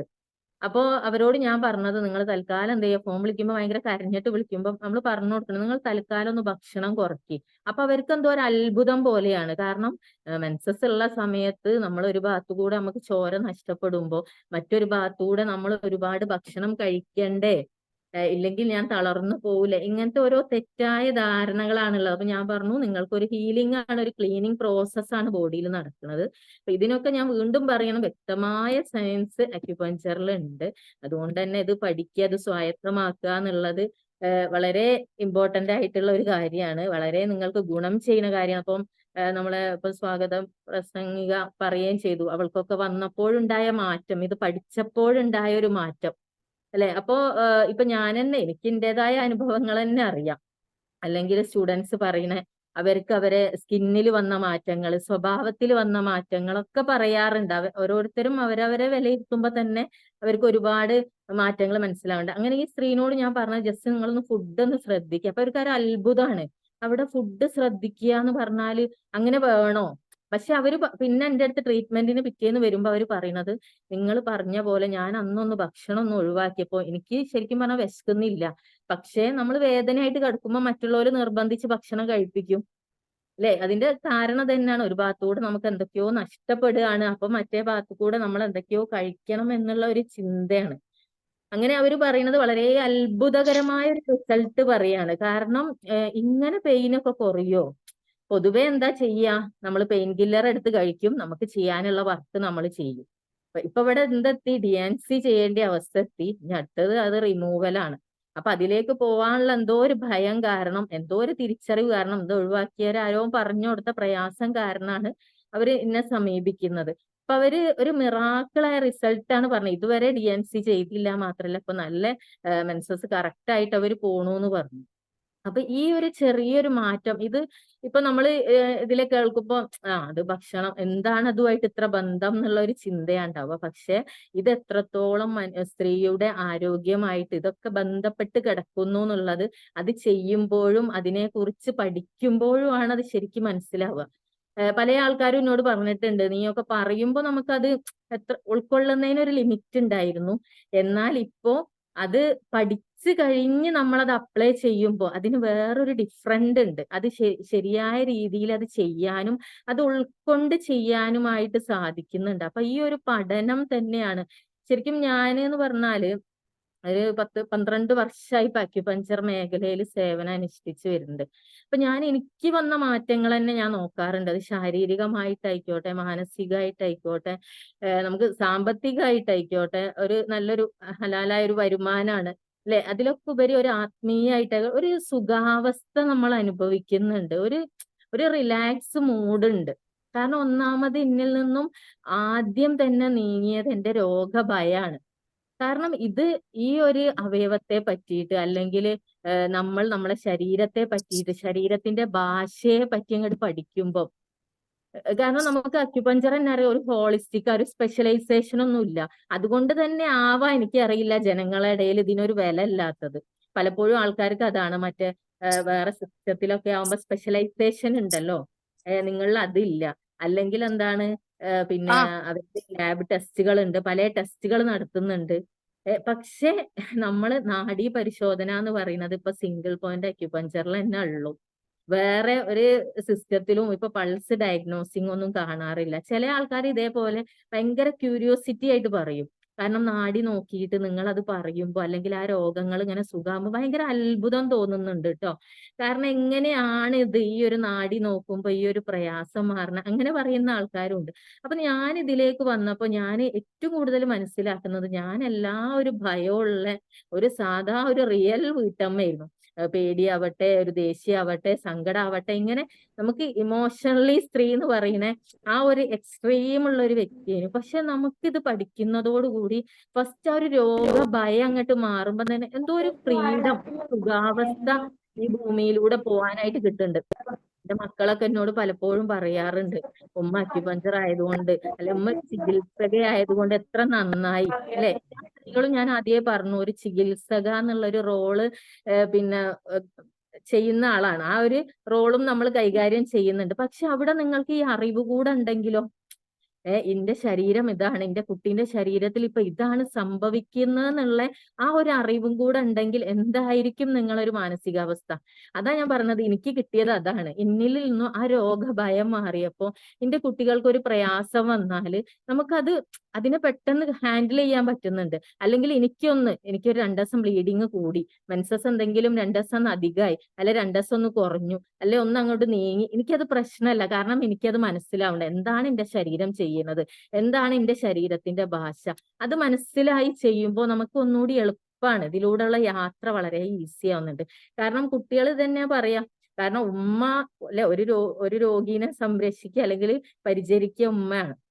അപ്പൊ നമുക്കറിയാം ഉമ്മമാര് എന്ന് പറഞ്ഞാല് സ്വന്തം എന്ത് പറ്റിയാലും നമ്മൾ ക്ഷമിക്കൂലേ, നമുക്ക് എന്ത് പറ്റിയാലും നമുക്ക് കുഴപ്പമില്ല. പക്ഷെ നമ്മളെ മക്കൾക്ക് പറ്റിയാല് നമുക്ക് അങ്ങോട്ട് സഹിക്കാൻ വലിയ പ്രയാസമായിരിക്കും, വലിയ സങ്കടാണ്. അത് നമുക്ക് നിങ്ങളെ കൊണ്ട് താങ്ങൂല. പക്ഷെ അവിടെ എന്റെ കുട്ടിക്ക് ഇതാണ് ആ ശരീരത്തിൽ സംഭവിക്കുന്നത് എന്നുള്ള ആ ഒരു അറിവിനായിട്ട് നമ്മൾ അതോട് മുന്നോട്ട് പോകുമ്പോ നമുക്ക് വളരെ കാരണം മറ്റേത് നമ്മൾ അവരെ പരിചരിക്കേണ്ടത് നമ്മൾ ഭയത്തിലാണ്, നമ്മൾ ഭയന്നിട്ടായിരിക്കും അവരെ പലതും, അയ്യോ എന്റെ കുട്ടിക്ക് ഇങ്ങനെ പറയുമ്പോ തന്നെ ആ കുട്ടിയിലേക്കും ആ ഭയം കടക്കുന്നുണ്ട്. പക്ഷെ ഇവിടെ ഈ ഉമ്മ പറഞ്ഞ ഞാൻ ഭയങ്കര ഫ്രീ ആണ്, എന്റെ മൈൻഡ് ഭയങ്കര കാമാണ്. കാരണം നമുക്ക് ആ ശരീരത്തെ പറ്റി മനസ്സിലാവുന്നുണ്ട്. അപ്പൊ എനിക്ക് കുട്ടിയെ ഹാൻഡിൽ ചെയ്യാൻ ഒരു പ്രോബ്ലം അല്ല. അപ്പൊ കുട്ടികൾക്കും ആ ഒരു സമാധാനം ലഭിക്കുന്നുണ്ട്. അപ്പൊ മക്കളൊക്കെ ഞാൻ അക്യുപഞ്ചറിലേക്ക് വരാനുള്ള റീസണും അതാണ്. എന്റെ മോൾക്ക് ഉണ്ടായ ഒരു അപസ്മാര രോഗമാണ്. അവൾക്ക് അക്യുപഞ്ചറിലൂടെ മാറിയപ്പോഴാണ് ഞാനിത് പഠിക്കാനുള്ള ഒരു സാഹചര്യം ഉണ്ടായത്. അതിനു മുന്നേ എല്ലാരെയും പോലെ തന്നെ അല്ലെ, ഇത് നമുക്കൊരു വിശ്വാസേ തോന്നൂല, അതിപ്പോ എന്താണ് മരുന്നില്ലാതെ മാറും, ഇങ്ങനത്തെ ഒരു ചിന്തയായിരുന്നു. പക്ഷെ ഞാൻ പറഞ്ഞു വരുന്നത് എന്താ വെച്ചാല്, ഒരു കുട്ടിയുടെ പിന്നെ ഇപ്പം കുട്ടി പുറത്തെത്തി കഴിഞ്ഞാല് ഗർഭാവസ്ഥയിലും ഇത് തന്നെയാണ് അല്ലെ. ആ ഒരു കുട്ടിയായിട്ട് ഈ ഒരു ഉമ്മ, ഈ ഒരു സ്ത്രീയുടെ ആരോഗ്യം എത്രത്തോളം ബന്ധപ്പെട്ട് കിടക്കുന്നു എന്നുള്ളതിനെ കുറിച്ചാണ് ഞാൻ നിങ്ങളെ ബോധ്യപ്പെടുത്താൻ ഉദ്ദേശിക്കുന്നത്. കാരണം അത് ഞാൻ പറഞ്ഞു, പുറത്തെത്തി കഴിഞ്ഞാലും അങ്ങനെ തന്നെ നമ്മൾ കൊടുക്കുന്ന രോഗഭയങ്ങളാണ് കുട്ടികളിലേക്കും വരുന്നത്. അതിലുപരി പ്രഗ്നൻസി പീരീഡില് ഗർഭാവസ്ഥ ഒരു രോഗാവസ്ഥയല്ല. അതുകൊണ്ട് തന്നെ അക്യുപഞ്ചറിൽ ഗർഭിണീനെ ഒരു രോഗിയായിട്ട് നമ്മൾ കാണുന്നേ ഇല്ല, പരിഗണിക്കുന്നേ ഇല്ല. അത് നോർമലി നാച്ചുറലി നടക്കുന്ന ഒരു പ്രോസസ്സാണ്. അതേപോലെ ആ ഗർഭാവസ്ഥയിൽ ആ ഉമ്മന്റെ മാനസികാവസ്ഥ എന്താണോ അതാണ് ആ കുട്ടീനെ നന്നായിട്ട് ബാധിക്കുന്ന ഒരു ഘടകം. അത് ഭയങ്കര കണക്റ്റഡ് ആണ് അല്ലെ. അവിടെ ഉമ്മ ഭയത്തോടെ നിൽക്കുമ്പോ അതൊക്കെ ആ കുട്ടിയിലേക്കും വരുന്നുണ്ട്. അവിടെ നല്ല ധീരയായ ഉമ്മയാവുമ്പോഴാണ് ഇത് ചരിത്രങ്ങളിൽ നിങ്ങൾ നോക്കിയാൽ ഒരുപാടുണ്ട് കേട്ടോ. പല പല വീരന്മാരും പല ആൾക്കാരൊക്കെ അവരെ അമ്മന്റെ വളർത്തിയ ഗുണങ്ങളെ പറ്റിയും അതേപോലെ പ്രഗ്നൻസിയിൽ ആ ഉമ്മ ചെയ്ത കാര്യങ്ങളെ പറ്റിയൊക്കെ വളരെ പറയാറുണ്ട്. എനിക്കൊക്കെ തന്നെ എന്റെ അനുഭവങ്ങൾ തോന്നാറുമുണ്ട്. നമ്മൾ ആ ഒരു പ്രഗ്നൻസിയിൽ നമ്മളെ കുട്ടികൾ നമ്മൾ ആ ഒരു മൈൻഡുമായിട്ട് ഇത് എത്രത്തോളം റിലേറ്റഡ് ആണ് എന്നുള്ളത്. അപ്പോ നമ്മൾ ആ ഒരു ഹെൽത്തി ആയിരിക്കുമ്പോൾ, ആ ഒരു ഗർഭാവസ്ഥയിൽ ഹെൽത്തി ആയിരിക്കുമ്പോൾ, മെന്റലി ഹെൽത്തി ആയിരിക്കുമ്പോഴാണ് ആ കുട്ടിയും അതേപോലൊരു ഹെൽത്തി ആയ കുട്ടി ഉണ്ടാവുക. അതിലൂടെ തന്നെയാണ് ഞാൻ ആദ്യമേ പറഞ്ഞ പോലെ നമ്മൾ സമൂഹവും അതേപോലെ അതിലൂടെ തന്നെയാണ് ഒരു കുടുംബവും ഒക്കെ ആയി മാറുന്നത്. അപ്പൊ ഇവിടെ നമ്മൾ ബേസ് എന്ന് പറയുന്നത് ആ ഒരു അമ്മയാണ്, അല്ലെങ്കിൽ ആ ഒരു സ്ത്രീയാണ്. അപ്പൊ ഈ സ്ത്രീയുടെ ആരോഗ്യത്തിന് വേണ്ടിയിട്ട് തന്നെയാണ് നമ്മൾ വീണ്ടും പറഞ്ഞു വരുന്നത്. നമ്മള് പിന്നെ ആ ഒരു മെൻസ്ട്രൽ ടൈമിൽ ശ്രദ്ധിക്കേണ്ട കാര്യങ്ങളെ കുറിച്ച്. അപ്പൊ അത് നിങ്ങള് ഇപ്പൊ ഞാൻ വീണ്ടും പറയാണ്, പിന്നെ ഭക്ഷണം നന്നായിട്ട് ശ്രദ്ധിച്ചുകൊണ്ടും അതേപോലെ നമ്മൾ ആ സമയത്ത് വിശ്രമിച്ചുകൊണ്ടും, ആ സമയം നമ്മൾ എക്സസൈസുകളാവട്ടെ, അല്ലെങ്കിൽ ഡാൻസ് പ്രാക്ടീസുകളാവട്ടെ, അല്ലെങ്കിൽ ഇപ്പൊ മുസ്ലിം സ്ത്രീകളെ കുറിച്ച് എനിക്ക് നന്നായിട്ട് അറിയാം. അന്നാണ് ഫുൾ പണികള്, വീട്ടിലുള്ള എല്ലാ പണിയും എടുക്കുക ആ സമയത്താണ്. അപ്പൊ ഇത്തരം കാര്യങ്ങൾ അവര് ഭംഗിയായിട്ട്, അതായത് ഈ 3 കാര്യങ്ങൾ, കാരണം നന്നായിട്ട് വിശ്രമിക്കുന്ന കാര്യത്തില്, കാരണം എന്റെ ശരീരത്തിൽ ഒരു ക്ലീനിങ് പ്രോസസ്സ് നടക്കണം. ആ സമയത്ത് എനിക്ക് വിശ്രമം ആവശ്യമുണ്ട്. അതിന്റെ ശരീരം ഹെൽത്തി ആവാൻ വേണ്ടിയിട്ടാണെന്ന് മനസ്സിലാക്കുക. ആ സമയത്ത് ഇന്നിപ്പം കൂടുതലും പ്രയാസം വരുന്നത് എന്താന്ന് വെച്ചാല്, സ്ത്രീകൾ എല്ലാവരും ജോലിക്ക് പോണ ആൾക്കാരാണ്. അപ്പൊ അതുകൊണ്ട് പലപ്പോഴും നമുക്ക് റെസ്റ്റ് എന്ന് പറയുന്നത് കിട്ടുന്നില്ല എന്നുള്ള കുറെ പരാതികളാണ്. പക്ഷെ നിങ്ങൾ മനസ്സിലാക്കേണ്ടത്, നിങ്ങൾ വേറെ എന്തിനെങ്കിലും ലീവ് എടുക്കുന്നതിന് പകരം നിങ്ങൾക്ക് ഈ മെൻസസ് ഉള്ള സമയത്ത്, ആ മെൻസ്ട്രൽ പീരീഡിൽ നിങ്ങൾ റെസ്റ്റ് ചെയ്യുകയാണെങ്കിൽ നിങ്ങൾക്ക് ആ ബാക്കി ദിവസങ്ങളിൽ, അതായത് ആ 7 ദിവസം നമ്മൾ ശ്രദ്ധിച്ചാൽ ബാക്കി 23 ദിവസവും നമുക്ക് ഹെൽത്തി ആയിട്ട് പോകാനായിട്ട് സാധിക്കും. അതേപോലെയാണ് നമ്മൾ കുളി ഒഴിവാക്കുക എന്നുള്ളത്. ഇതിനൊക്കെ ഞാൻ വീണ്ടും പറയാണ്, ഈ 3 കാര്യങ്ങളാണ് നമ്മൾ ഫോളോ ചെയ്യാൻ പറയുന്നത്. പക്ഷെ സിംഗിൾ പോയിന്റിൽ ഇതിന് ശരിയായ ഓരോ കാര്യങ്ങളും എന്തുകൊണ്ട് അത് പറയുന്നു എന്നുള്ള സയൻസ് വ്യക്തമായിട്ടുണ്ട്. അത് പിന്നെ ക്ലാസ്സിൽ പഠിപ്പിക്കുന്ന കാര്യമാണ്. ഇപ്പൊ പഠിപ്പിച്ചാൽ അത് സമയം ഉണ്ടാവില്ല. അപ്പൊ നിങ്ങൾ അറ്റ്ലീസ്റ്റ് എന്ത് ചെയ്യുക, ഈ 3 കാര്യങ്ങൾ, അപ്പൊ നിങ്ങൾക്ക് അവിടെ പെയിൻ കില്ലർ കഴിക്കേണ്ടി വരുന്നില്ല. അല്ലെങ്കിൽ നിങ്ങൾ പിന്നെ ഏതെങ്കിലും ഒരു അക്യുപഞ്ചറിന്റെ അടുത്ത് പോവുകയോ അല്ല അവരെ വിളിക്കുകയോ ചെയ്ത് അവർ വേണ്ട നിങ്ങൾക്ക് നിർദ്ദേശങ്ങൾ തരിക ചെയ്യുക. അപ്പൊ നമ്മളെ ആ യൂട്രസിനെ നമുക്ക് ഹെൽത്തി ആയിട്ട് കൊണ്ട് നടക്കാനായിട്ട് സാധിക്കും. അപ്പൊ ഇതിലൂടെ തന്നെയാണ് ഈ ഒരു മെൻസ്ട്രൽ പീരീഡിനെ നമ്മൾ ശ്രദ്ധിക്കുമ്പോഴാണ് നമുക്ക് എന്താവുന്നുള്ളൂ, ആ ഹെൽത്തി ആയ യൂട്രസിലാണ് ഹെൽത്തി ആയ കുഞ്ഞുങ്ങൾ ഉണ്ടാവുന്നത്.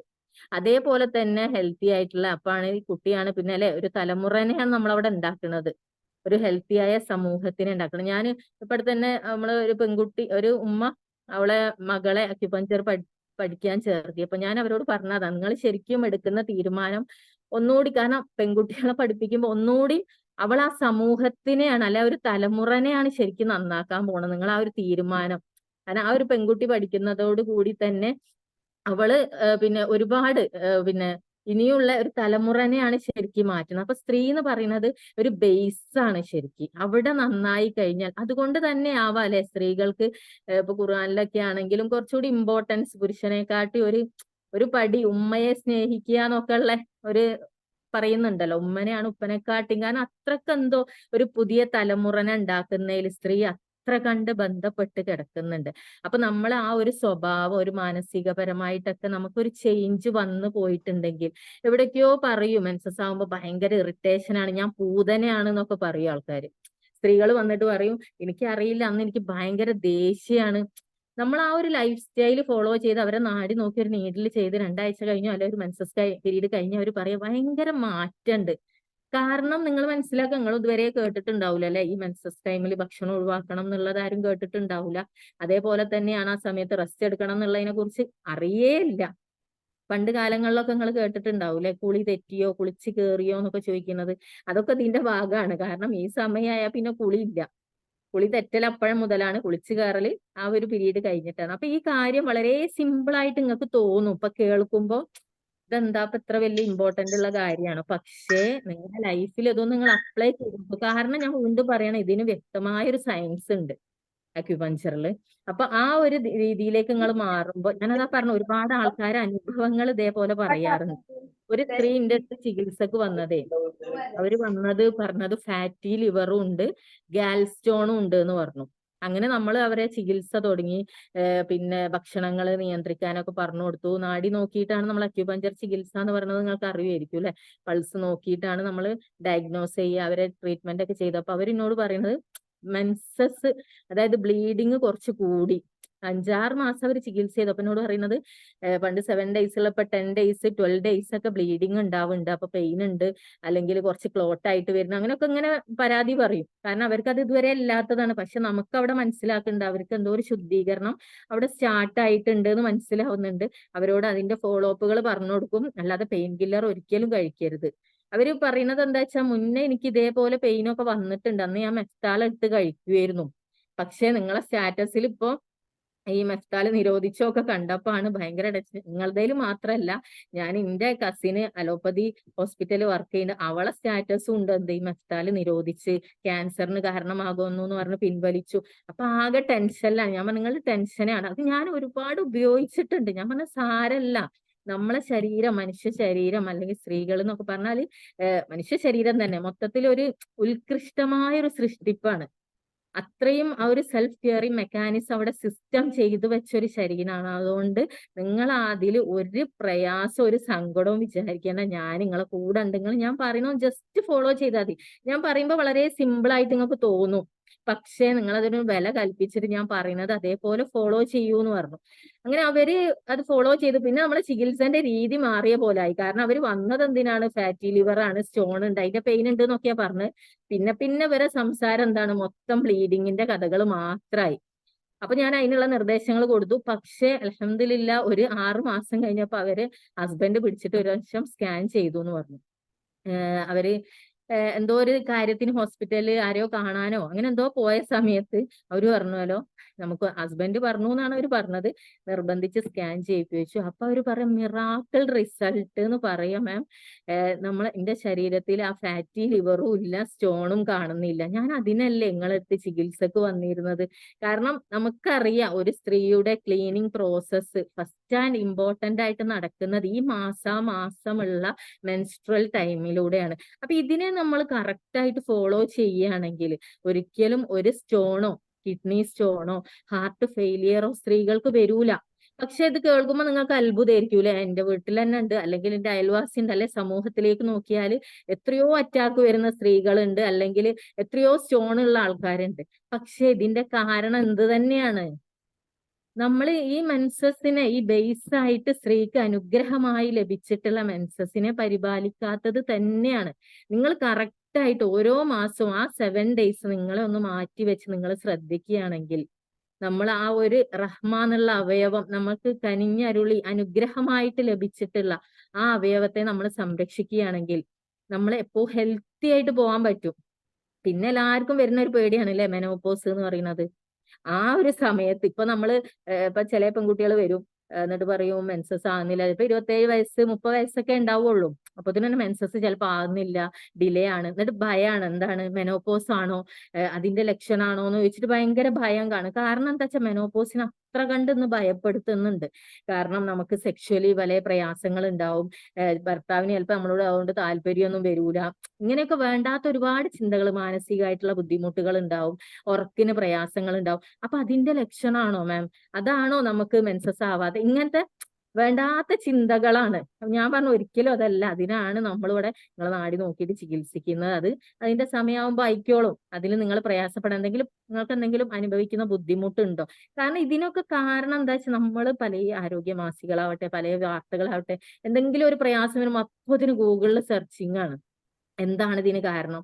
അപ്പൊ അതിൽ വരുന്ന വലിയൊരു ഭയമാണ് ഈ പറഞ്ഞ പോലെ മെനോപോസ് എന്ന് പറഞ്ഞത്. പക്ഷെ നിങ്ങൾ മനസ്സിലാക്കുക, മെൻസസിനെ നിങ്ങൾ നന്നായിട്ട് പരിപാലിച്ചു പോവുകയാണെങ്കിൽ നിങ്ങൾ ഹെൽത്തി ആയിട്ട് ജീവിക്കേണ്ട ആ ഒരു വർഷങ്ങളാണ് മെനോപോസിന്റെ കാലഘട്ടം എന്ന് പറയുന്നത്.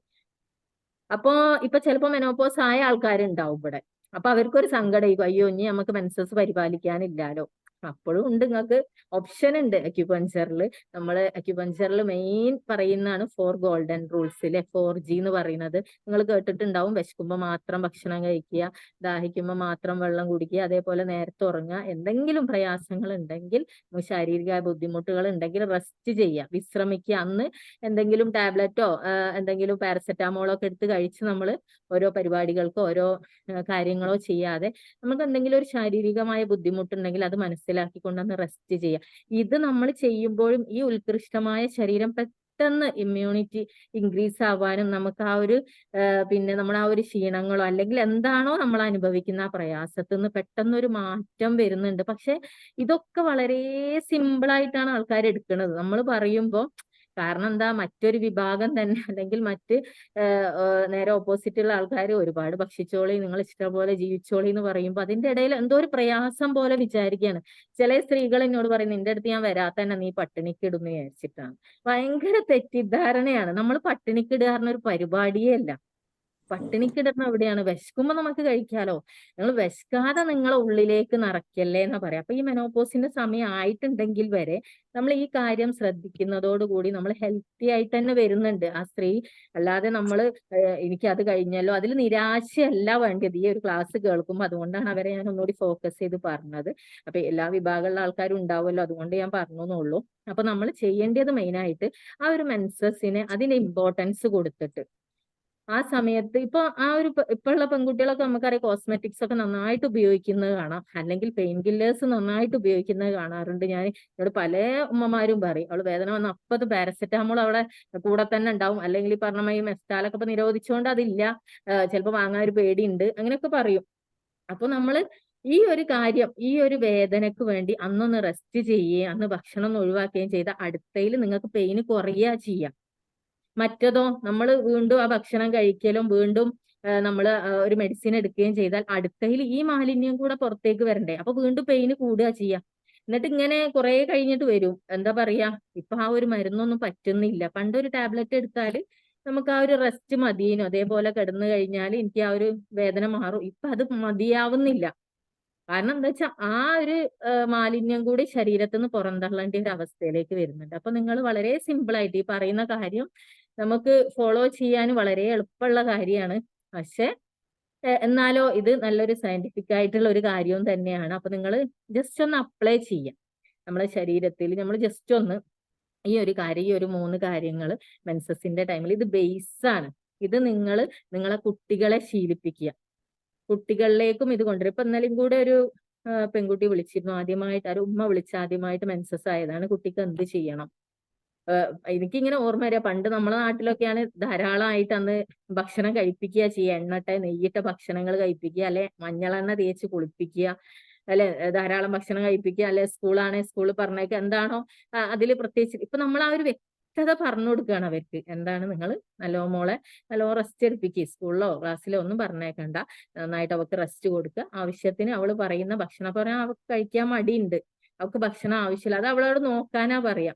ചില രോഗികൾ അങ്ങനെയാ പറയാ, നിങ്ങൾ എന്താണ് എന്റെ വിശപ്പ് പോവാൻ വേണ്ടി കുത്തിയോന്ന് ചോദിക്കും. നമ്മൾ ശരിക്കും വിശപ്പ് പോകാൻ വേണ്ടി ആരെയും കുത്തുന്നില്ല. അക്യുപഞ്ചറിൽ വരുമ്പോൾ പലർക്കും ഉള്ള ഒരു സംശയമാണത്. നിങ്ങൾ എന്തോ കുത്തിയിട്ട് നമ്മൾ എന്തോ ഭക്ഷണം നമുക്കിപ്പോ കഴിക്കാൻ കഴിയുന്നില്ല. ശരിക്കും നമ്മൾ നിങ്ങൾക്ക് തരുന്നത് തിരിച്ചറിവാണ്, അല്ലാതെ നമുക്ക് ഒരിക്കലും നിങ്ങളെ തിന്നലില്ലാതാക്കാൻ കുത്താനൊന്നും കഴിയില്ല. കാരണം ഒരു രോഗം വരുമ്പോൾ അവിടെ വിശപ്പ് ഉണ്ടാവില്ല. അതൊരു സയൻസ് ആണ്, അത് നിങ്ങൾക്ക് മനസ്സിലാവണമെങ്കിൽ ഇത് പഠിക്കുക തന്നെ വേണം. അപ്പോ നമ്മൾ അതിനെ ഒന്ന് ഫോളോ ചെയ്ത് നോക്കിയാൽ ആ ഒരു പ്രയാസങ്ങൾ നമുക്ക് വേഗം മാറുക ചെയ്യണത്. അപ്പൊ ഈ രീതിയിലേക്ക് ഞാൻ വീണ്ടും പറയാണ്, സമയം അധികരിച്ചോന്ന് അറിയില്ല. നമ്മൾ ബേസിക്കലി സ്ത്രീകൾ ശ്രദ്ധിക്കേണ്ടത് നമ്മൾ ആ ഒരു മെൻസ്ട്രൽ പീരീഡിനെ തന്നെയാണ്. ആ മെൻസസിനെ നമ്മൾ ഇങ്ങനെ പരിപാലിക്കുമ്പോൾ നമുക്ക് അതിലൂടെ നമ്മളുടെ പ്രഗ്നൻസി പീരീഡ് ഒന്നും തടസ്സാവൂല. ഇന്നിപ്പോ നമുക്കറിയാലേ, പ്രഗ്നൻസി പീരീഡിലാണെങ്കിലും നമ്മൾ 2 ആളെ ഭക്ഷണം കഴിപ്പിക്കും, അല്ലെ. ഞാനിപ്പോ പല കുട്ടികളെ നമ്മൾ പല റോട്ടിൽ നിന്നോ അല്ലെ പള്ളിയിൽ നിന്നൊക്കെ കാണുമ്പോ ചിലപ്പോ ഇരുന്ന് നമസ്കരിക്കുന്ന അല്ലെ വളരെ പതുക്കെ നടക്കുന്നതായിട്ടൊക്കെ നമ്മൾ കാണാറുണ്ട്. അപ്പൊ എന്താ ചോദിക്കുമ്പോൾ പ്രഗ്നന്റ് ആണ്, ഗർഭിണിയാണ്. അപ്പൊ എന്തോക്കെ ഇന്ന് ഗർഭകാലത്ത് നമുക്ക് തടസ്സമായിട്ട് നിൽക്കുന്നുണ്ട് പല കാര്യങ്ങളും. ഇന്ന് നമ്മള് നമ്മളെ സ്നേഹം കൊണ്ട് നമ്മൾ മക്കളെ ചെയ്യണം, അയ്യോ അത് ചെയ്യേണ്ട അത് ചെയ്യേണ്ട, എന്താ ഗർഭിണിയാണല്ലോ. ഈ കുട്ടികളോട് ചോദിച്ചാൽ അവരതാ പറയും, ഞാൻ ഗർഭിണിയാണ്. ഗർഭിണി എന്ന് പറഞ്ഞാൽ പിന്നെ അനങ്ങണ്ട മാറണ്ടെന്നല്ല. എന്നിട്ട് നമ്മൾ ഈ 2 ആളെ ഭക്ഷണമൊക്കെ അവരെ കഴിപ്പിച്ചിട്ട് അവർക്കൊന്ന് കുനിയാനോ നീരാനോ എണീറ്റിക്കാനോ കഴിയില്ല. അപ്പൊക്കെ അതിന് ആർക്കാണ് കുറ്റം? ആർക്കാണ് കുറ്റം? പിന്നെ ഈ പ്രഗ്നൻസി പീരീഡിനാണ് കുറ്റം. അത് ഗർഭിണി ആയതുകൊണ്ടുള്ള ബുദ്ധിമുട്ടാണ്. ശരിക്കും നിങ്ങൾ മനസ്സിലാക്കുക, ഗർഭാവസ്ഥ എന്ന് പറഞ്ഞാൽ ഇങ്ങനെ ഒന്നും തടസ്സാവേണ്ടതോ എന്നാലിട്ട് ഒന്നും വിലക്കപ്പെടേണ്ടതോ നിങ്ങളെ സ്വാതന്ത്ര്യങ്ങളൊന്നും നഷ്ടപ്പെടുത്തേണ്ടതോ അല്ല. ഈ ഒരു തിരിച്ചറിവ് ശരിക്കും അക്യുപഞ്ചർ പഠിച്ചാൽ ലഭിക്കുന്നുണ്ട്. പക്ഷെ ഞാൻ മനസ്സിലാക്കുന്നത് പലർക്കും ഇന്ന് ഈ അറിവുള്ളവരുണ്ട് കേട്ടോ. പ്രഗ്നൻസി പീരീഡിൽ നന്നായിട്ട് യാത്ര ചെയ്യുന്നവര്, അല്ലെങ്കിൽ പിന്നെ ചില വ്ളോഗേഴ്സിനൊക്കെ കാണാറുണ്ട് ചിലപ്പോ. അല്ലെങ്കിൽ ഞാൻ ഇപ്പൊ അടുത്ത് സോഷ്യൽ മീഡിയയിലൊക്കെ വൈറലായ ഒരു ഫോട്ടോ ഉണ്ടല്ലോ, നമ്മളെ അനുഷ്ക ശർമ്മ പിന്നെ വിരാട് കോഹ്ലിന്റെ ഭാര്യ അവലിങ്ങനെ ശീർഷാസനം ചെയ്യുന്ന ഒരു ഫോട്ടോ കണ്ടിരുന്നു. എനിക്ക് ഭയങ്കര എന്നെ സ്ട്രൈക്ക് ചെയ്തൊരു ഫോട്ടോ അത്. ഞാൻ എല്ലാ കുട്ടികളോടും അത് പറയാറുമുണ്ട്. കാരണം ശീർഷാസനം അറിയില്ലേ? തല താഴെയും കാല് മുകളിലുമാണ്, പൂർണ്ണ ഗർഭിണിയാണ്. അപ്പോ അതിന് ഒരുപാട് നെഗറ്റീവ് കമന്റ് ഒക്കെ ആയിട്ട് ഡോക്ടേഴ്സ് ഒക്കെ വന്നിരുന്നു, ചെയ്യരുത്, അനുകരിക്കരുത് എന്നൊക്കെ പറഞ്ഞിട്ട്.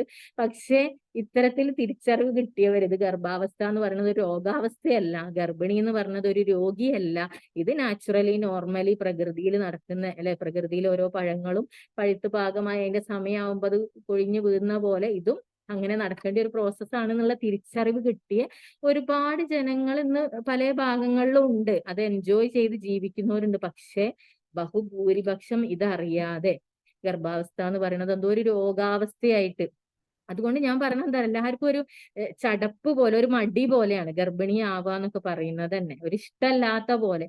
പക്ഷേ നമ്മൾക്ക് അറിയാം അല്ലെ, ഒരു സ്ത്രീക്ക് അവളുടെ ഒരു പൂർണ്ണത എന്ന് പറയുന്നത് ഒരു അമ്മയാവല്, അല്ലെങ്കിൽ അവൾക്ക് അല്ലെ ആ ഒരു ഒരു സാറ്റിസ്ഫാക്ഷനോ എവിടെയോ ആണ് അല്ലെ, ആ ഒരു റിയൽ അവളെ ഒരു ക്യാരക്ടർ, ആ ഒരു അമ്മ, ഒരു മാതൃത്വം വരുന്നതിലൂടെ ആ ഒരു പൂർണ്ണതയിലേക്ക് എത്തുന്നുണ്ട്. പക്ഷെ അതിനൊക്കെ നിന്ന് നമ്മൾ ഭയപ്പെടുന്ന ഒരു അവസ്ഥയിലേക്ക് വരുന്നുണ്ട്. അതിന്റെ കാരണം ഇതാണ്. കാരണം ഈ ഗർഭാവസ്ഥയൊന്നും നമുക്ക് ആവുന്നില്ല. കാരണം എന്താ വെച്ചാൽ അമിതമായുള്ള ഭക്ഷണം, തീരെ റെസ്റ്റ്, മെയിനായിട്ട് ഈ ഉറങ്ങേണ്ട സമയത്ത് രാത്രി നമ്മൾ നേരത്തെ ഉറങ്ങൂല, അങ്ങനത്തെ പല മിസ്റ്റേക്കുകൾ, എന്താണോ ചെയ്യാൻ പാടില്ലാത്തത് അത് മുഴുവൻ ചെയ്യുന്ന രീതിയിലേക്കാണ് ഇന്ന് നാട് പോയോണ്ടിരിക്കുന്നത്. തുടക്കത്തെ നമ്മൾ അതിന് ചികിത്സ എന്ന് പറഞ്ഞിട്ട് ഓരോരോ ടാബ്ലറ്റ് ആയിട്ടും അതായിട്ടും ഇതായിട്ടും അങ്ങനെ നമ്മൾ എന്തൊക്കെ, നിങ്ങൾ കുറച്ച് മുന്നുള്ള കാലഘട്ടങ്ങളിലേക്കൊക്കെ, ശരിക്കും ഞാൻ പറയുന്നത് ഒന്ന് നിങ്ങളെ മുന്നുള്ള, ഇപ്പൊ ഞാൻ എന്റെ ഉപ്പുമ്മനെയൊക്കെ ശ്രദ്ധിക്കാറുണ്ട്. നല്ല ഹൈറ്റും വെയിറ്റും ഉള്ള, നല്ല 10-11 പ്രസവിച്ച് നല്ല ആരോഗ്യമുള്ള സ്ത്രീയാണ്. അപ്പൊ നമ്മൾ ഇവരൊക്കെ ചരിത്രങ്ങൾ എടുക്കുമ്പോൾ ഭയങ്കര ഒരു ഫുള്ള് ഒരു ഹെൽത്തി ആയിട്ട് പോയതായിട്ട് നമുക്ക് കാണുന്നുണ്ട്. അപ്പൊ ഒരുപാട് അവരൊന്നും ആ ഒരു മെൻസസ് കാലഘട്ടം ആവട്ടെ, ഗർഭകാലഘട്ടം ആവട്ടെ, ഒരു പ്രയാസത്തിലോ ഇത്തരം ഭയത്തിലോ നിന്നവരായിരുന്നില്ല. ആ ഒരു ഭയം എനിക്ക് തോന്നുന്നു വല്ലാണ്ട് കൂടിയ ഒരു സാഹചര്യത്തിലാണ് ഇന്ന് നമ്മളുള്ളത്. ഇപ്പൊ ഞാൻ തന്നെ ഒരു 10-18 പ്രസവിച്ച 17 പ്രസവിച്ച ഇമ്പിച്ചാമിന പറഞ്ഞ ഒരു സ്ത്രീ ഉണ്ട് നമ്മളെ പറമ്പിൽ ബസാറിൽ കോഴിക്കോട്. അപ്പൊ ഞങ്ങൾ അവരെ കാണാൻ പോയപ്പോഴൊക്കെ അവരെ എന്തോ ഒരു ഫ്രീ ആയിട്ട് അവരെ എക്സ്പീരിയൻസുകൾ പറയുന്നത് ഭയങ്കര ഒരു സന്തോഷായിട്ട്, അത് ഞാൻ പ്രസവിക്കും, പിന്നെ കുഴപ്പമില്ലാതെ മക്കളെ ആക്കും. അപ്പൊ അവരെ മോളിനോട് പറയുന്നത്, നിങ്ങൾ പറയുന്ന ഫോളോ അപ്പ് ആണ്, ഉമ്മ നേരത്തെ കിടന്ന് ഉറങ്ങും, ഉമ്മ അതേപോലെ വിശന്നാലേ ഭക്ഷണം കഴിക്കുള്ളൂ. അപ്പൊ ഞാൻ ഇവരോട് ചോദിക്കും, ഇവര് ഒരു ഹാപ്പിയാണ്, ഒരു ഗർഭാവസ്ഥ ഒരു ഹാപ്പി ആയിട്ടാ പറയുന്നത്. അതെന്തോ ഒരു ഭാരമായിട്ട് പറയും. കാരണം ഒന്നാമതൊന്നും തടസ്സാവുന്നില്ല. എന്റെ ഉമ്മ പറയാറുണ്ട്, എന്റെ ഉമ്മയും മൂത്തമ്മയും കൂടി ഒരുമിച്ച് വെള്ളം കൊണ്ടുവരുമ്പോ പിന്നെ മൂത്തമ്മാനെ കാണുന്നില്ല. അപ്പൊ പോയി നോക്കിയപ്പോ അവള് വീട്ടിൽ പ്രസവിച്ച് എടുക്കുന്നുണ്ട്. അപ്പൊ ഇങ്ങനെ അത്രക്ക് സിമ്പിൾ ആയിട്ട്, കാരണം പ്രസവം അടുത്ത സമയത്തും വെള്ളം കൊണ്ടുവരുന്ന ഒരു സ്വഭാവം അല്ലെ. ഇന്നിപ്പോ അതൊക്കെ നമുക്ക് ഓർക്കാൻ പറ്റുമോ? ഇന്നിപ്പോ ഒന്ന് വണ്ടിയിൽ വരുമോ, ഇവിടേക്ക് യാത്ര ചെയ്യോ എന്ന് പറഞ്ഞാൽ വരെ ഗർഭിണി അവിടെ തടസ്സാവണമായി നമ്മൾ കാണാറുണ്ട്. പിന്നെ ഇങ്ങനെയൊക്കെ നമ്മളിപ്പോ ഗർഭപാത്രത്തെ പറ്റി പറയുമ്പോ എന്നോട് ചില സ്ത്രീകൾ പറയാറുണ്ട്, നിങ്ങൾ ഇങ്ങനെ പറയുമ്പോ നമ്മൾ അമിതമായ ബ്ലീഡിങ് കൊണ്ടല്ലേ, അല്ലെങ്കിൽ ഫൈബ്രോയിഡ് വന്നിട്ടല്ലേ, അല്ലെങ്കിൽ സിസ്റ്റ് ഉണ്ടായി ബുദ്ധിമുട്ടായിട്ടല്ലേ നമ്മൾ ഇതായിട്ട് മാറുന്നത്. നമ്മൾ അല്ലാതെ വെറുതെ അങ്ങോട്ട് എടുത്ത് ഒഴിവാക്കല്ലോ, നമ്മൾ അതിൻ്റെതായ കാരണം ഉണ്ടായിട്ടല്ലേ ഒഴിവാക്കണത്. പക്ഷെ ഞാൻ പറയണത്, നിങ്ങള് പിന്നെ അവിടെ എന്തോ ഒരു പെട്ടെന്നൊരു ആ ഒരു നിങ്ങൾ ഫോളോ ചെയ്ത എന്തോ ചികിത്സന്റെ കുഴപ്പമാണോ എനിക്ക് അറിയില്ല. കാരണം എന്താ വെച്ചാല്, ഒന്നാമത് നമ്മൾ വേഗം ആ ഒരു പെയിൻ കില്ലർ ഉപയോഗിക്കുന്ന സ്വഭാവോ, ഇങ്ങനെ നമ്മളെ ഉള്ളിൽ എങ്ങനെയാണ് ഈ ഫൈബ്രോയിഡ് ആയിട്ട് അല്ലെങ്കിൽ ഈ രീതിക്ക് ആ ഒരു ബ്ലീഡിങ്ങിനെ നമ്മൾ തെറ്റിദ്ധരിക്കുന്നോണ്ടാണ്. ഇതെന്തോ ശരീരം പ്രവർത്തിക്കാനുള്ള ബ്ലഡ് ഒക്കെ കൂടി പോയി തീരും, അങ്ങനെ എന്തോ ഒരു ഭയാണ്. ഇപ്പൊ അടുത്ത് തന്നെ വന്ന ഒരാൾ, ഇപ്പൊ അവര് അഡ്മിഷൻ എടുത്തിട്ടുണ്ട് അവരെ മോളെ. ഇനിയിപ്പോ ഇതിൽ അവരുണ്ടോന്നും എനിക്കറിയില്ല. അവര് പറയണത്, എനിക്ക് ഭയങ്കര മിറാക്കിള് തോന്നുന്നു, എന്താണ് നിങ്ങൾ അക്യുപഞ്ചറിൽ ഇപ്പൊ നിങ്ങൾ ചെയ്തത്? കാരണം മോക്ക് ആദ്യം എന്താണ്, ബ്ലീഡിങ് ആവണേ മരുന്ന് കഴിക്കണം, അല്ലെങ്കിൽ അത് ആയി കഴിഞ്ഞാൽ പിന്നെ നിൽക്കണമെങ്കിൽ വേറെ മരുന്ന് കഴിക്കണം. ഈ ഒരു അവസ്ഥയിൽ ഇപ്പൊ നിങ്ങൾ നാടി നോക്കി നീഡിൽ ചെയ്ത് എന്താണ് ഇപ്പൊ ഇവിടെ സംഭവിക്കുന്നത്? ഭയങ്കര മിറാക്കിളാണ് അവർക്ക്. അവരുടെ മോളിപ്പോ മെൻസസ് ആവാനും മരുന്ന് കഴിക്കേണ്ട, മെൻസസ് നിൽക്കാനും മരുന്ന് കഴിക്കേണ്ട, കറക്റ്റ് സമയത്ത് ആവണത് കറക്റ്റ് ആയിട്ട് പോകുന്നു. അതായത് ആ സൈക്കിൾ അങ്ങോട്ട് സെറ്റായി. അപ്പൊ നമുക്ക് തോന്നുകയാണ് എന്തോ ഒരു അവസാന വാക്ക് അവിടെയാണ്, അതെടുത്ത് ഒഴിവാക്കലാണ്, അല്ലെങ്കിൽ ആ ഒരു ചികിത്സയാണ് അവസാന വാക്ക്. ഇതിപ്പോ എന്താണ്, ഒരു ടെസ്റ്റും ഇല്ല, ഒന്നുമില്ല, ഒരു നാടി നോക്കിയിട്ട് എന്നിട്ട് ചികിത്സിക്കണമെന്നുള്ള ഒരു തുച്ഛമായ ഒരു മനോഭാവത്തിലാ ഉള്ളത്. പക്ഷെ നിങ്ങൾ ഒന്ന് ഇത് അപ്ലൈ ചെയ്ത് നോക്കുക, ഒന്ന് ഇതിനെ കുറിച്ച് മനസ്സിലാക്കാൻ വേണ്ടി വരും. അതുകൊണ്ട് ആ സ്ത്രീ ഇപ്പൊ കോഴിക്കോട് ബാച്ചിൽ അഡ്മിഷൻ എടുത്തു, 18th BTയിൽ അവർ അഡ്മിഷൻ എടുത്തു. പിന്നെ കാരണം അവർ പറയുന്നത് എന്റെ മോളെ മിറാക്കിൾ റിസൾട്ട് കണ്ടിട്ടാണ്, അല്ലാതെ എനിക്ക് അക്യുപഞ്ചർ എന്താന്നേ അറിയില്ല. നിങ്ങളെ ഈ ഒരു നാഡി പരിശോധനയും ഒരു ലാബ് ടെസ്റ്റും ഒന്നും ഇല്ലാത്ത ഈ ഒരു അത്ഭുതം കണ്ടിട്ടാണ് എനിക്കിത് പഠിക്കാനുള്ള ഇൻട്രസ്റ്റ് വന്നതെന്ന് പറഞ്ഞിട്ട് അവര് അതിന് ഇപ്പം പുതിയ ബാച്ചിലേക്ക് അഡ്മിഷൻ എടുത്തിട്ടുണ്ട് കോഴിക്കോട്. അപ്പൊ ഈ രീതിയിലേക്ക് ഇപ്പൊ പിന്നെ നമ്മളിപ്പോ നാടി നോക്കി ചികിത്സിക്കുമ്പോ ഉണ്ടാവുന്ന, എനിക്ക് ഉണ്ടായ ഒരു വലിയൊരു അനുഭവമാണ്. ഒരു സ്ത്രീ, നമ്മളെ കോഴിക്കോട് കുന്നമംഗലത്തുള്ള ഒരു സ്ത്രീ, അവര് എന്റെ അടുത്ത് വന്നത് ജോയിന്റ് പെയിൻ ആയിട്ടാണ്. ഫുൾ ബോഡി മൊത്തം ജോയിന്റ് പെയിൻ ആണ് അവർക്ക്. അപ്പൊ അവര് പിന്നെ ഞാൻ നാടി നോക്കി ട്രീറ്റ്മെന്റ് ചെയ്ത് നീഡ് ചെയ്ത് വിട്ടു. അപ്പൊ ഇവർക്ക് ആകെ അത്ഭുതം, കാരണം ഒരുപാട് ടെസ്റ്റും റിസൾട്ടൊക്കെ കൊണ്ടാണ് അവർ വന്നത്. അപ്പോ ഇതൊന്നും നോക്കണ്ടേ, നിങ്ങൾ ഇത് മതിയോ, ഞാൻ കുറച്ച് ലൈഫ് സ്റ്റൈൽ പറഞ്ഞു കൊടുത്തു. ഒന്നും നമുക്ക് തടസ്സാവുന്നില്ല. നമ്മള് ഇപ്പൊ ഇന്ന ഭക്ഷണം കഴിക്കണ്ട, അല്ലെ അത് കഴിച്ചാ മതി, ഇത് അങ്ങനെയൊന്നും അക്യുപഞ്ചറിൽ ഇല്ല. നിങ്ങൾക്ക് ഇഷ്ടമുള്ള ഭക്ഷണം ആസ്വദിച്ച് കഴിക്കുക എന്നുള്ളത് എന്തൊരു ഭാഗ്യാണത്. ഞാനൊക്കെ വിചാരിക്കും, നമുക്ക് വിശക്കുമ്പോ നമുക്ക് ഇഷ്ടമുള്ള കഴിച്ചൂടെ, പിന്നെ എന്താണ് ഇതിലൊരു വിലക്കുള്ളത്. നമുക്ക് ആസ്വദിച്ച് ജീവിക്കാനാണ് അക്യുപഞ്ചർ പഠിപ്പിക്കുന്നത്, അല്ലാതെ ഒന്നും തടസ്സാവാനല്ല. അപ്പൊ പക്ഷെ നമുക്ക് എന്തോ ഒരു മുൻവിധി പോലെയാണ് ഇതിലെന്തോ. ചില ആൾക്കാർ എങ്ങനെയാ പറയുന്നത്, ഈ പട്ടിണിക്ക് ഇടൂലേ, അതൊക്കെ വേണ്ടാത്തൊരു ചിന്തയാണെന്നാ ഞാൻ പറയാ. ഒരിക്കലും അങ്ങനെയല്ല. അപ്പൊ ഈ സ്ത്രീനെ അങ്ങനെ നീഡിൽ ചെയ്ത് വിട്ടു. അങ്ങനെ കുറച്ച് മന്ത് അവർ ചികിത്സ ചെയ്തവർക്ക് ഭയങ്കര റിലീഫ്. അവർ പറയുന്നത്, അവര് ഒരു ബിസിനസ് വുമണാണ്, ഭയങ്കര റിലീഫ് അവര് പറഞ്ഞു. പക്ഷെ ഒരു തവണ അവർ എന്നെ ഫോൺ വിളിച്ച് പറയാണ്, ഇന്ന് ഞാൻ ടോയ്ലറ്റിൽ പോയപ്പം, എനിക്ക് മെൻസസ് ആയി ഇന്നലെ, ഇന്ന് ടോയ്ലറ്റിൽ പോയപ്പോ ഒരു കട്ട ഒരു ബ്ലഡ് അങ്ങോട്ട് വീണ്. അപ്പൊ ഞാനിങ്ങനെ അവർ പറയണത് കേൾക്കുകയാണ്. അപ്പൊ അവര് പറയണത്, എനിക്ക് മുന്നേ ഫൈബ്രോയിഡ് ഉണ്ട് എന്ന് എന്നോട് ഡോക്ടർ പറഞ്ഞിട്ടുണ്ട്, എനിക്ക് തോന്നുന്നു അത് പുറത്തു പോയ പോലെ. പിന്നെ അവർ സ്കാൻ ചെയ്തു എന്നും പറഞ്ഞു കേട്ടോ. പിന്നെ അത് അവർക്ക് ഫൈബ്രോയിഡ് കാണാനും ഇല്ല. അപ്പൊ ഈ നമ്മളെന്താ ചിന്തിക്കുക, ഫൈബ്രോയിഡ് എന്നൊക്കെ പറഞ്ഞാൽ അത് കീറി മുറിച്ചെടുത്ത് കളയേണ്ട ഒരു സാധനമല്ലേ, ഇതിങ്ങനെ പുറന്തള്ളോ. ഇത് വിശ്വസിക്കാൻ എല്ലാവർക്കും പ്രയാസമാണ്, പക്ഷെ അനുഭവിക്കുകയാണ് ആൾക്കാർ. ഈ ഒരു അനുഭവമാണ് അവർക്ക്. അവര് പറയുന്നത് അവരെ കാരണം ഇതിപ്പോ നിങ്ങൾക്ക് കേൾക്കുമ്പോ അല്ലെ, മുട്ടുവേദനക്ക് വന്ന ആളെങ്ങനെ ഫൈബ്രോയിഡ് പോവാ, അങ്ങനെയാണ് ഇപ്പൊ കേൾക്കുന്നവർക്ക് ചിന്ത വരിക. പക്ഷെ ഇത് പഠിച്ച കുട്ടികൾക്ക് അറിയാം, ആ ഒരു വാട്ടർ എലമെന്റിന്റെ കണക്ഷനാണ് നമ്മൾ 5 എലമെന്റ് തിയറി അല്ലെങ്കിൽ പഞ്ചഭൂത സിദ്ധാന്തമാണ് ഇതിന്റെ ബേസ് ആയിട്ടുള്ളത്. അപ്പൊ അതില് ആ ബോഡീന്റെ ഒരു കണക്ഷൻ, ഞാൻ ചെറിയൊരു എക്സാമ്പിൾ പറഞ്ഞുതരാം. അപ്പൊ നിങ്ങളെ കാലിൽ ഒരു കല്ല് വീണാല് നിങ്ങളെ കണ്ണിൽ വെള്ളം നിറയുന്നുണ്ട് അല്ലെ, അതെന്തുകൊണ്ടാണ്? ബോഡീന്റെ ഒരു ഇന്റർ കണക്ഷൻ അല്ലേ. ഇതേപോലെ മൊത്തത്തില് നിങ്ങളൊരു പല്ലുവേദന വന്നു നോക്കട്ടെ, നിങ്ങൾ മൊത്തം ശ്രദ്ധ എവിടെ വരുന്നുണ്ട്? നമ്മുടെ പല്ലില് നമുക്ക് എപ്പോഴും ശ്രദ്ധ ഉണ്ടാവുക. ഇതേ രീതി ബോഡി ഒരു ഇന്റർ കണക്റ്റഡ് ആണ്. ഇത് തന്നെയാണ് അക്യുപഞ്ചറിന്റെ ബേസ് ആയിട്ട് അക്യുപഞ്ചർ പറയുന്നത്. ഒരു ഹോളിസ്റ്റിക് ആയിട്ടുള്ള ഒരു സമഗ്രമായിട്ടുള്ള ചികിത്സാ രീതിയാണ്. അപ്പൊ ഇതിപ്പോ നിങ്ങൾക്ക് ഒരു പുതിയ ഒരാൾക്ക് അക്യുപഞ്ചർ പരിചയമില്ലാത്ത ഒരാൾ ഇത് കേൾക്കുകയാണെങ്കിൽ നിങ്ങൾക്ക് ഭയങ്കര അത്ഭുതമായിരിക്കും. ഇത് ഒരിക്കലും വിശ്വസിക്കൂല എന്ന് പറയും.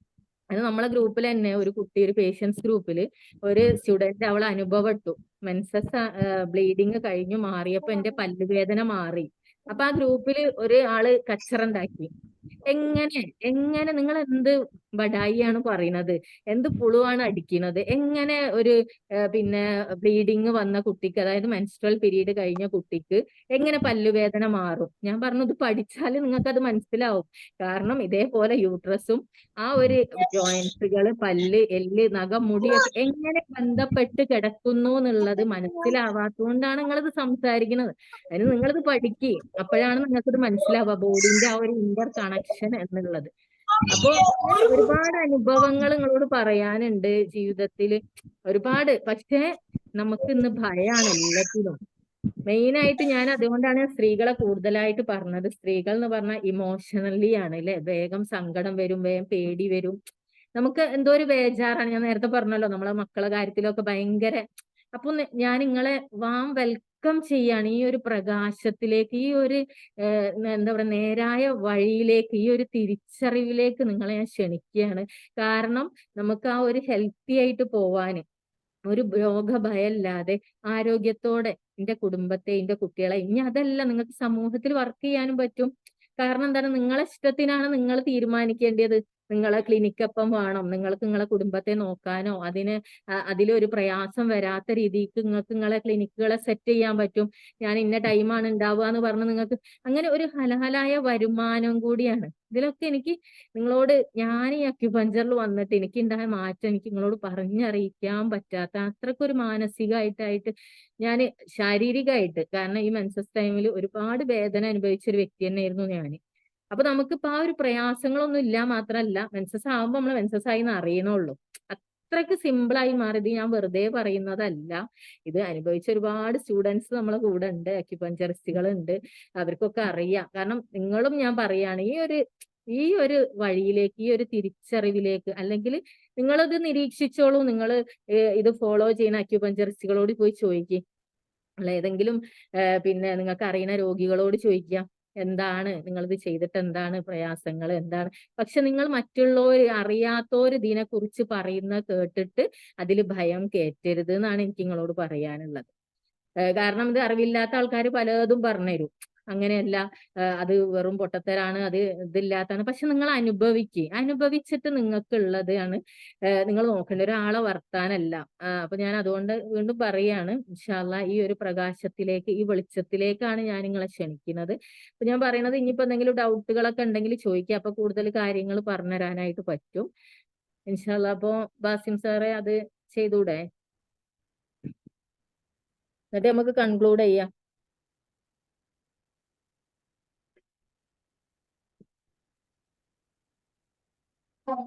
ഓക്കെ.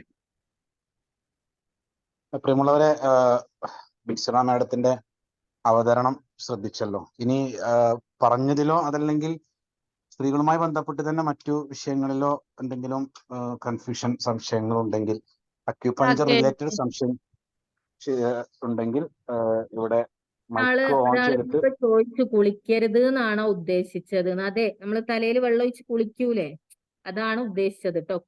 കുളി പാടില്ല എന്നാ പറഞ്ഞത്. എന്തെങ്കിലും മനസ്സിലാവായിക ഉണ്ടെങ്കിൽ ഒന്ന് ക്ലിയർ ചെയ്ത് തന്നാണ്. തലയിൽ വെള്ളം ഒഴിച്ച്, അതിന് ശരിയായ സയൻസ് ഉണ്ട് എന്തുകൊണ്ടാണത് പറയുന്നത് എന്ന് അക്യുപഞ്ചർ പഠിച്ചാലേ മനസ്സിലാവും. പക്ഷെ ഇപ്പൊ അറ്റ്ലീസ്റ്റ് എന്ത് ചെയ്യുക, അത് നിങ്ങൾ ഫോളോ ചെയ്യാം. ഓക്കെ, അപ്പൊ നിങ്ങൾക്ക് മിറാക്കിളായ റിസൾട്ട് വരുന്നുണ്ട്. ചില കുട്ടികൾ പറയും ഇപ്പൊ മെൻസസ് കറക്റ്റ് ആയി, അല്ലെ മെൻസസിലൂടെ കുറച്ചുകൂടി ബ്രൗണിഷ് ആയിട്ട് വൈറ്റ് ആയിട്ട് അങ്ങനെയൊക്കെ പോയി എന്നൊക്കെ പറയാറുണ്ട്. പല റിസൾട്ട് ഞാൻ സ്ത്രീകളോട് വീണ്ടും പറയാണ്, നിങ്ങൾക്ക് ഈ മെൻസസിനെ നിങ്ങൾ ഒന്ന് കറക്റ്റ് ആയിട്ട് ഫോളോ ചെയ്യുമ്പോൾ, അതിനെ നല്ല രീതിയിൽ പരിപാലിക്കുമ്പോൾ നിങ്ങൾ മിറാക്കിളായ റിസൾട്ടാണ് വരുന്നത് ലൈഫില്. ഒരു പെൺകുട്ടി നമ്മളെ ഈ 4G ഫോളോ, അവള് ഊരവേദനക്ക് എന്റെ അടുത്ത് ചികിത്സക്ക് വന്നതാണ്. ഊരവേദന മീൻസ് ബാക്ക് പെയിന് ചികിത്സക്ക് വന്നാണ്. അപ്പൊ അവൾക്ക് ആദ്യം ഒരു കുട്ടിയുണ്ട്, പിന്നെ അവൾക്ക് 15 വർഷമായിട്ട് കുട്ടികളില്ല. അങ്ങനെ അവള് 1 മാസം ചികിത്സ ചെയ്തു. അവള് പറഞ്ഞു എന്റെ പെയിനൊക്കെ കുറഞ്ഞു, കാരണം നമ്മൾ അവൾക്ക് 4G ഫോളോ ചെയ്യാൻ കൊടുത്തു. അപ്പൊ ഞാൻ പറഞ്ഞു, ഇനി നീ ഇത് ഫോളോ ചെയ്ത് പോയാൽ മതി, എന്തെങ്കിലും പെയിൻ ഉണ്ടേ വന്നാ മതി. പക്ഷെ അവളൊരു 3 മാസം കഴിഞ്ഞിട്ട് ഇന്നെ വിളിക്കുന്നത്, മാഷാ അല്ലാ ഞാൻ പ്രഗ്നന്റ് ആയി എന്ന് പറഞ്ഞിട്ടാണ്. അവളിപ്പം പ്രസവിച്ചു, ഇപ്പൊ ഒരു ആൺകുട്ടി ഉണ്ട്, ആ കുട്ടീനെ പ്രസവിച്ചു. അപ്പൊ പിന്നെ അവൾ തന്നെ ചോദിക്കും, ഞാൻ ഒരുപാട് ആദ്യം കാലങ്ങളിൽ ഇൻഫെർട്ടിലിറ്റിക്ക് ചികിത്സ ചെയ്തു, പിന്നെ ഞാനത് സ്റ്റോപ്പ് ചെയ്തു. കാരണം പിന്നെ എനിക്ക് ഓരോ ശാരീരികമായ ബുദ്ധിമുട്ട് തുടങ്ങി, അതുകൊണ്ട് ഞാനത് സ്റ്റോപ്പ് ചെയ്തു. ഇപ്പം ഞാന് ഫോളോ ചെയ്തത് എന്താണ്, നിങ്ങൾ പറഞ്ഞ ഈ ഒരു കാര്യം മാത്രം, നീ എനിക്ക് പറഞ്ഞു തന്ന ഈ ഒരു 4 ഗോൾഡൻ റൂൾസ്, അതായത് രാത്രി നേരത്തെ ഉറങ്ങാൻ, വിശന്നാ മാത്രമേ ഞാൻ ഭക്ഷണം കഴിക്കൂ, ഈ ഒരു കാര്യം ഫോളോ ചെയ്യുക മാത്രമേ ഞാൻ ചെയ്തുള്ളൂ. അത് കഴിഞ്ഞൊരു 3 മാസമായപ്പം 15 വർഷം, അത് ഞാൻ വെറുതെ പറയല്ല, കോഴിക്കോടുള്ള കുട്ടിയാണ്.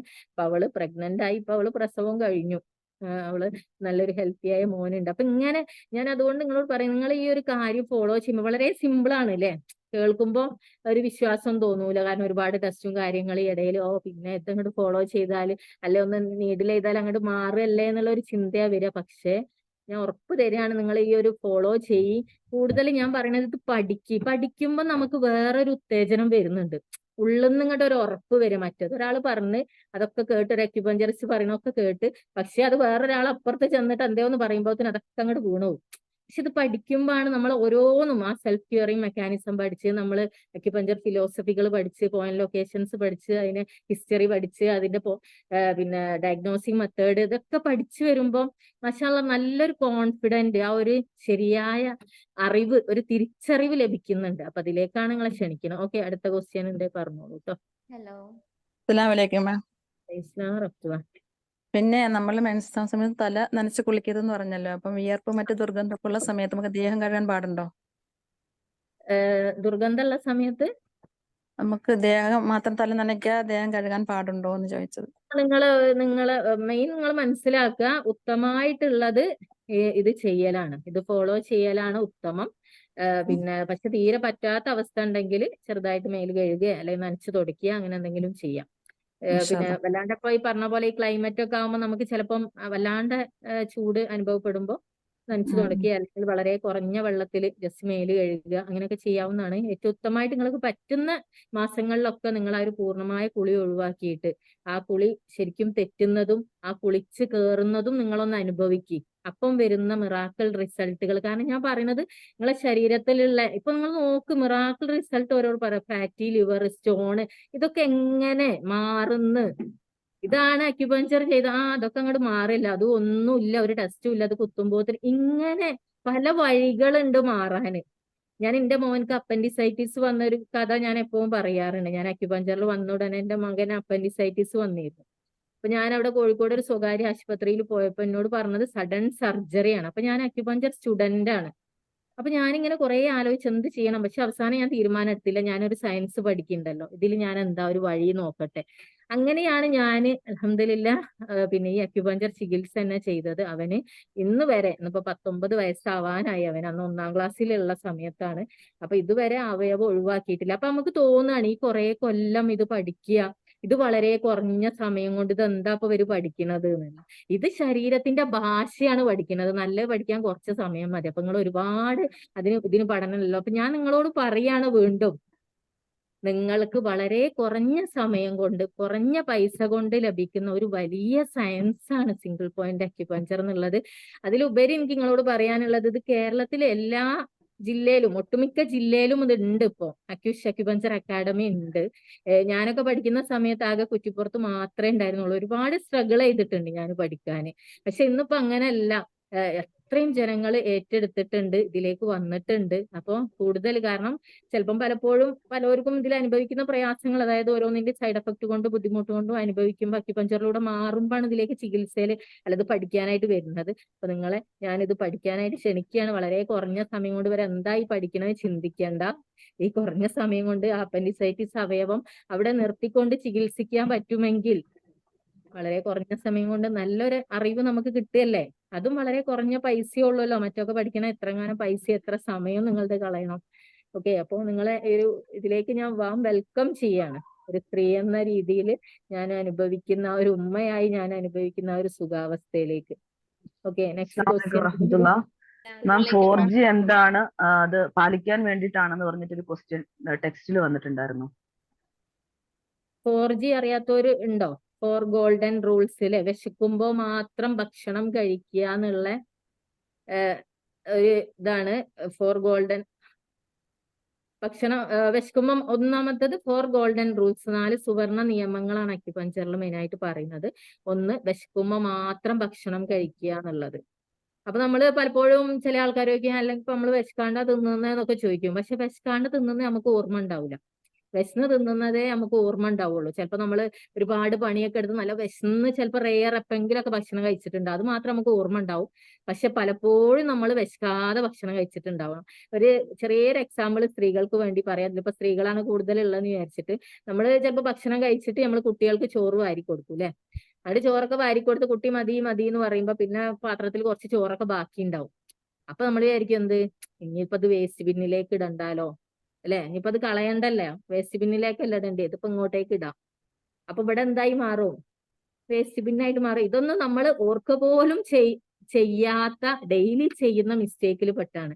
അപ്പൊ ഇത് നമ്മളെ ഉള്ളിൽ മാലിന്യങ്ങൾ നിറയ്ക്കാനും ഇത് പുറന്തള്ളുന്ന പല പ്രോസസ്സിനെയാണ് നമ്മൾ രോഗം എന്ന് പേരിട്ടിട്ട് പല കെമിക്കലുകൾ കഴിച്ചിട്ട് നമ്മൾ അമർത്തുകയും ചെയ്യാം. ഓക്കെ, അപ്പൊ അതാണ് ഒന്നാമത്തെ, വിശക്കുമ്പോ തിന്നുക എന്നുള്ള സ്വഭാവം ഇന്നു മുതൽ നിങ്ങൾ തീരുമാനിക്കുക.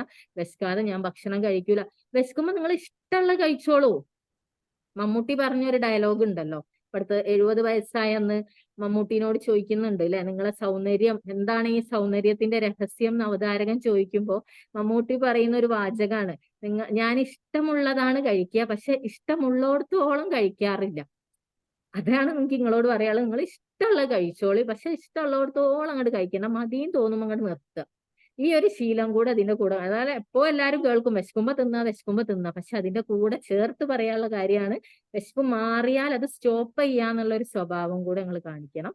അതേപോലെയാണ് ദാഹിക്കുമ്പോൾ മാത്രം വെള്ളം കുടിക്കുക എന്നുള്ളത്. അതിന് ഒരുപാട് റിസൾട്ട് ഉണ്ട് കേട്ടോ. ഇപ്രാവശ്യം നോമ്പിന് ഒരുപാട് സ്ത്രീകൾ പറഞ്ഞ റിസൾട്ടാണ്, മാം ഇതുവരെയുള്ള റമദാനിന് പിന്നെ യൂറിൻ ഇൻഫെക്ഷൻ എന്നുള്ള ഒരു പ്രോബ്ലം ഉണ്ടായി. ഇപ്രാവശ്യമാണ് നിങ്ങളടുത്ത് കാണിച്ചപ്പോ നിങ്ങൾ വെള്ളം മിതമായിട്ട് നിങ്ങൾക്ക് ദാഹത്തിന് മാത്രം കുടിച്ചോ എന്ന് പറഞ്ഞപ്പോ ആ ഒരു പിന്നെ ബുദ്ധിമുട്ട്, ആ ഒരു യൂറിൻ ഇൻഫെക്ഷൻ ഇപ്രാവശ്യം ഉണ്ടായിട്ടില്ല. മാത്രല്ല ആ ഒരു സന്തോഷം ഞാൻ എന്റെ ജ്യേഷ്ഠത്തികളൊക്കെ വിളിച്ചു പറഞ്ഞു. എന്റെ ജ്യേഷ്ഠത്തികളൊന്നും വിശ്വസിക്കുന്നില്ല. അങ്ങനെയൊക്കെ ഒരുപാട് സന്തോഷം പറഞ്ഞ പേഷ്യൻസ് ഉണ്ട്. കാരണം എന്താ വെച്ചാൽ ആർക്കും നമ്മള് വെള്ളം കുടിക്കണം എന്നല്ലേ കേൾക്കുന്നത്. അപ്പൊ നിങ്ങൾ വെള്ളം കുടിക്കണ്ടെന്ന് പറഞ്ഞിട്ട് ഇത് മാറ്, ആ ഒരു അത്ഭുതം പറഞ്ഞ ആൾക്കാരുണ്ട് എന്ന് പറഞ്ഞു. പല പേഷ്യൻസ് പല റിസൾട്ടുകൾ, പല എക്സ്പീരിയൻസുകൾ നോമ്പിന് വന്ന് പറഞ്ഞിട്ടുണ്ട്. അപ്പൊ ദാഹിക്കുമ്പോൾ വെള്ളം കുടിക്കുമ്പോഴും അതിൻ്റെതായ റിസൾട്ട് നിങ്ങൾക്ക് കാണും. ഞങ്ങളോട് വെള്ളം കുടിക്കണ്ടെന്നല്ല പറഞ്ഞത്, നിങ്ങൾക്ക് ദാഹിക്കുമ്പോൾ നിങ്ങൾ കുടിക്കുക. വേറൊരാളെ ദാഹോ അല്ലെങ്കിൽ ഈ ക്ലൈമറ്റിന്റെ ചൂടോ അങ്ങനെ അല്ലെങ്കിൽ എന്താ പറയാ വേറെ ഓരോരോ കാരണങ്ങൾ പറഞ്ഞില്ലേ, രാവിലെ ആയ എണീറ്റാല് അല്ലെ സൗന്ദര്യത്തിന് അത് ഇത് എന്ന് പറഞ്ഞ് നിങ്ങൾ ധാരാളമായി വെള്ളം കുടിക്കുന്നതിന് പകരം നിങ്ങൾ ദാഹിക്കുമ്പോൾ കുടിക്കുന്ന സ്വഭാവത്തിലേക്ക് വരാം. മൂന്നാമതായിട്ട് പറയാനുള്ളത് നിങ്ങൾ വിശ്രമിക്കുക എന്നുള്ളതാണ്. നിങ്ങൾക്ക് പ്രയാസങ്ങൾ എന്തെങ്കിലും ഉണ്ടാവുമ്പോൾ നിങ്ങൾ വിശ്രമിക്കുക. അതിൽ ഏറ്റവും ഇമ്പോർട്ടന്റ് ആയിട്ട് ഇപ്പൊ നമ്മൾ പറഞ്ഞു, സ്ട്രെസ്സിന്റെ സമയത്ത് നമുക്ക് നല്ല പെയിൻ ഉണ്ടാവും, അല്ലെങ്കിൽ നല്ല ശാരീരികമായ ബുദ്ധിമുട്ടുകൾ ഉണ്ടാവും. അപ്പൊ ആ സമയത്ത് നമ്മൾ റെസ്റ്റ് ചെയ്യാന്നുള്ളത് ഇമ്പോർട്ടന്റ് ആണ്. അത് നിങ്ങൾ ആ ഒരു നമുക്ക് എന്തെങ്കിലും പ്രയാസങ്ങൾ ഇപ്പൊ ഒരാള് കുറെ സമയം ഞാൻ ഇരുന്നു അല്ലെ, അപ്പൊ എനിക്ക് വല്ലാണ്ട് ഊരവേദന ബുദ്ധിമുട്ട് ബാക്ക് പെയിൻ വരികയാണെങ്കിൽ ചിലപ്പോ ഒന്ന് നടക്കൽ അവിടെ റെസ്റ്റ് ആണ്. ഇതാണ് റെസ്റ്റ്. നമുക്ക് വേദന ഉള്ള പൊസിഷനിൽ മാറി നിൽക്കുക എന്നുള്ളത്. അല്ലെങ്കിൽ നമുക്ക് എന്തെങ്കിലും രോഗങ്ങളോ എന്തെങ്കിലും, ഇപ്പൊ മെയിൻ പല്ലുവേദന ഉണ്ട്, പല്ലിന് റെസ്റ്റ്. എങ്ങനെയാണ് പല്ലിന് റെസ്റ്റ്? ചവയ്ക്കാതിരിക്കുക എന്നുള്ളതാണ്. അത് ആ ഒരു വേദന മാറും. പിന്നെ ആ ഒരു ഇത് ചെയ്തു കൊടുത്താൽ മതി. അപ്പൊ എന്താണ്, ലിക്വിഡായുള്ള ഭക്ഷണം കഴിക്കുക. നമ്മൾ ജ്യൂസ് പോലെ ലിക്വിഡായിട്ട് എളുപ്പം ദഹിക്കുന്ന ഭക്ഷണങ്ങളൊന്ന് വായ നനച്ചിട്ട് കഴിച്ചു കഴിഞ്ഞാൽ പല്ലിന് അവിടെ ഒന്ന് റെസ്റ്റ് കൊടുത്തു കഴിഞ്ഞാൽ ആ പല്ലുവേദന അവിടെ മാറും. അതിനും നമുക്കറിയാം അതിന്റെ ബേസ് വയറിലാണ് കിടക്കുന്നത്. ഇതൊക്കെ നമ്മൾ ട്രീറ്റ്മെന്റിൽ പറഞ്ഞു കൊടുക്കുന്ന കാര്യങ്ങൾ തന്നെയാണ്. അവിടെ പല്ലുവേദന ഉണ്ടെങ്കിലും നിങ്ങൾക്ക് അവിടെ നമ്മൾ അക്യുപഞ്ചറിൽ ചികിത്സ ഉണ്ട്. നാലാമത്തതാണ് ഉറക്കം എന്നുള്ളത്. രാത്രി നേരത്തെ ഉറങ്ങുക, അതേപോലെ നേരത്തെ എണീക്കുന്ന സ്വഭാവത്തിലേക്ക് വരിക. ഇതൊക്കെ പണ്ടൊക്കെ കാലങ്ങളിൽ എല്ലാവരും അനുവർത്തിച്ചു വന്ന കാര്യങ്ങൾ തന്നെയായിരുന്നു. പക്ഷെ ഇന്നിപ്പോ നമുക്ക് സൗകര്യങ്ങളൊക്കെ കൂടി ഫുൾ ലൈറ്റുകളും ഫോണും ടിവിയും ഒക്കെ വന്നപ്പോ നമ്മള് മൊത്തത്തിൽ അങ്ങോട്ട് മാറിപ്പോയതാണ്.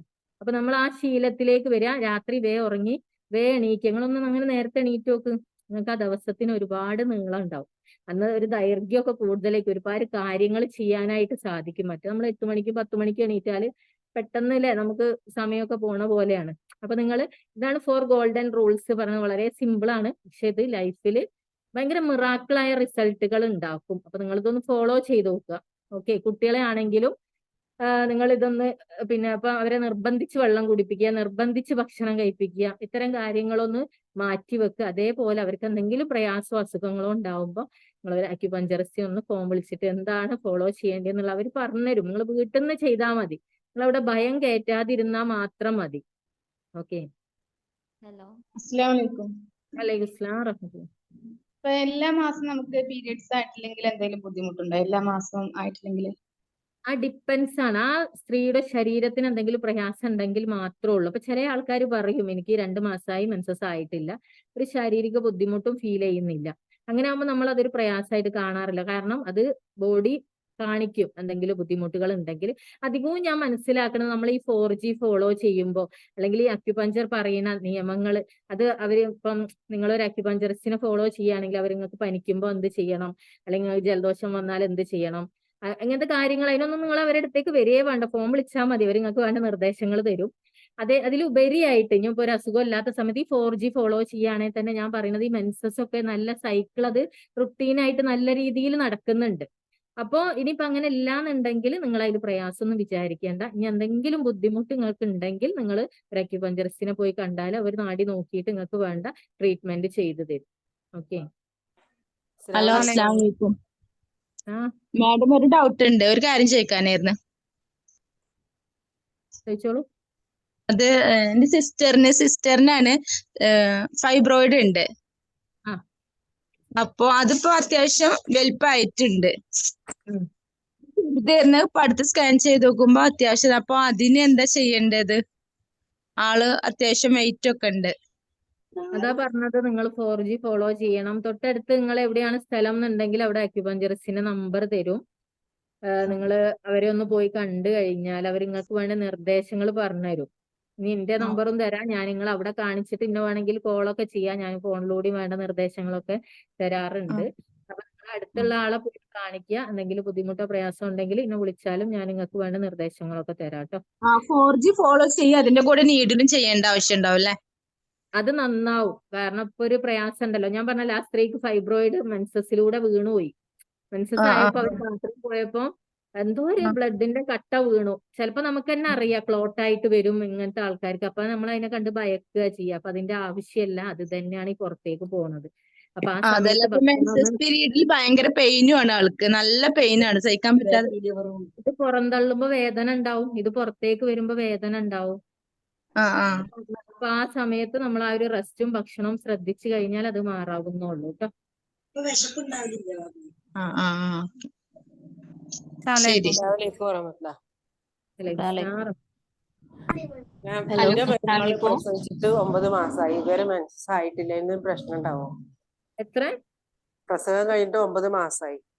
ഇല്ല ഇല്ല കേട്ടോ, പ്രസവം കഴിഞ്ഞിട്ട് കാരണം ഈ പാല് കൊടുക്കുന്ന സമയത്ത് ലേറ്റ് ആവുന്ന ആൾക്കാരുണ്ട്. അത് കുഴപ്പമില്ല കേട്ടോ. അത് ചിലപ്പോ അടുത്തൊരു കുട്ടി പറഞ്ഞു മുലപ്പാല് കുടി നിർത്തിയപ്പാണ് മെൻസസ് ആയത് എന്ന് പറഞ്ഞു. പിന്നെ എന്തെങ്കിലും പ്രയാസം ഉണ്ടോ നോക്കുക. സ്ത്രീക്ക് മെയിൻ ആയിട്ട് നിങ്ങൾ ഉറക്കൊഴിയുന്ന സ്വഭാവം ഉണ്ടെങ്കിൽ മാറ്റുക. വെറുതെ ഉറക്കൊഴിച്ചിൽ നല്ലതല്ല. അവള് അക്യുപഞ്ചറിസ്റ്റ് തന്നെയാണ്, സാറിന്റെ സ്റ്റുഡന്റ് തന്നെയാണ്. വീട്ടിലെ പ്രസവിച്ചത്. അപ്പൊ അത് നമ്മൾ പറഞ്ഞു കൊടുക്കുന്നത് തന്നെയാണ് അവർക്ക്. പാല് കുടിക്കുന്ന കുട്ടികൾ ഉണ്ടാവുമ്പോ മെൻസസിൽ വേരിയേഷൻ ഉണ്ടാവാറുണ്ട്. അത് കുറച്ച് കഴിയുമ്പോ, ഒരു വർഷം കഴിഞ്ഞ ഇന്നൊക്കെ സംബന്ധിച്ച് എനിക്ക് ഒരു വർഷം കഴിഞ്ഞിട്ടായിരുന്നു ആയിട്ടുണ്ടായിരുന്നത്. അവൾക്ക് കുഴപ്പമില്ല അറിയണ്ടാവുള്ളൂ, പക്ഷെ ഞാനപ്പം ചോദിക്കുക ഞാൻ. അല്ല, അപ്പൊ നിങ്ങൾ അതിൽ ഒരു പേടിയും വേണ്ട കേട്ടോ. അത് ഔട്ട് ആയിക്കോളും. ആ മുലപ്പാല് കുടിക്കുമ്പോ ആവാൻ കുറച്ച് ലേറ്റ് ആവാറുണ്ട്. വീട്ടിലെ പ്രസവിച്ചപ്പോ അതിന്റെ ഒരു പ്രശ്നം ഉണ്ടാവില്ല. ഇല്ല, അതുകൊണ്ടൊന്നും മാഷാ അല്ലാഹ് അതൊന്നും ഒരു കുഴപ്പമില്ല കേട്ടോ. ഞാൻ ഹോസ്പിറ്റലിൽ പ്രസവിച്ച ആളായിരുന്നു. അപ്പൊ എനിക്ക് അങ്ങനെ ഉണ്ടായിട്ടുണ്ട്. ഒരു വർഷം കഴിഞ്ഞിട്ടാണ് എനിക്ക് മെൻസസ് ആയിട്ടുണ്ടായിരുന്നത്, ഞാൻ പ്രസവിച്ചൊക്കെ കഴിഞ്ഞിട്ട്. അപ്പൊ അത് നോർമലി ആയത് തന്നെയാണ്. ഞാൻ വേറെ മരുന്ന് കുടിച്ചിട്ടൊന്നും ആയതല്ല. അന്ന് അത് എനിക്കൊരു ഭയം ഇല്ലായിരുന്നു ഒന്നും ആ കാര്യത്തില്. അപ്പൊ ഞാൻ അത് അങ്ങനെ ആയിട്ടുണ്ട് കേട്ടോ. അപ്പൊ കുഴപ്പമൊന്നുമല്ല, അത് വീട്ടിൽ പ്രസവിച്ചോണ്ട് ഒന്നുമല്ല. പാല് കുടിക്കുന്ന സമയമായതുകൊണ്ടാണ്. ഓക്കെ. ഹലോ, അസ്സലാമു അലൈക്കും. യൂസ് ചെയ്യുന്നതുകൊണ്ട് എന്തെങ്കിലും പ്രശ്നമുണ്ടോ? എങ്ങനെ? മെൻസ്ട്രൽ കപ്പ് യൂസ് ചെയ്യുന്നതിന് എന്തെങ്കിലും പ്രശ്നങ്ങളുണ്ടോ? മെൻസ്ട്രൽ കപ്പ് യൂസ് ചെയ്യുന്നതുകൊണ്ട് ചെറിയ പ്രോബ്ലംസ് ഉണ്ട്. ഒന്നാമത് നമുക്കറിയാം ഫോറിൻ ബോഡിയാണ് അല്ലേ, അത് ഉള്ളിലോട്ടേക്ക് ഇൻജെക്ട് ചെയ്ത് വെക്കുമ്പോൾ, അത് ഉള്ളിലോട്ടേക്ക് വെക്കുമ്പോൾ ചെറിയ പ്രയാസങ്ങൾ, ചിലപ്പോൾ ബോഡിയെ റിജക്ട് ചെയ്യാന് അതിങ്ങനെ ഒരു അസ്വസ്ഥത ശരീരം കാണിക്കും. ഏറ്റവും ഉത്തമമായുള്ളത് പണ്ട് കാലം നമ്മൾ ഉപയോഗിച്ച പോലെ കോട്ടൺ ക്ലോത്തുകളാണ്. അന്ന് വീട്ടിൽ റെസ്റ്റ് ചെയ്ത് അവിടെ കിടക്കുകയാണെങ്കിൽ അതാണ് ഉത്തമം. ഇനി ഉള്ളതില് നല്ലത് എന്ന് പറയുന്നത്, പിന്നെ ഉള്ളതിൽ പിന്നെ പാഡിനെക്കാട്ടി ഒന്നുകൂടി ഉത്തമമായുള്ളത് മെൻസ്ട്രൽ കപ്പ് തന്നെയാണ്. അപ്പൊ അത് യൂസ് ചെയ്യുന്ന കാര്യത്തിൽ ഒരു ശ്രദ്ധ ഉണ്ടായാൽ മതി. ഇങ്ങനെ പിടിച്ചു വലിച്ച് നമ്മളെ ഉൾഭാഗം കേടാക്കാതെ ശ്രദ്ധിച്ചാൽ മതി. ഓക്കെ. സംശയം ഞാൻ ചോദിച്ചു മാഡത്തിന്. അതിന്റെ കാര്യം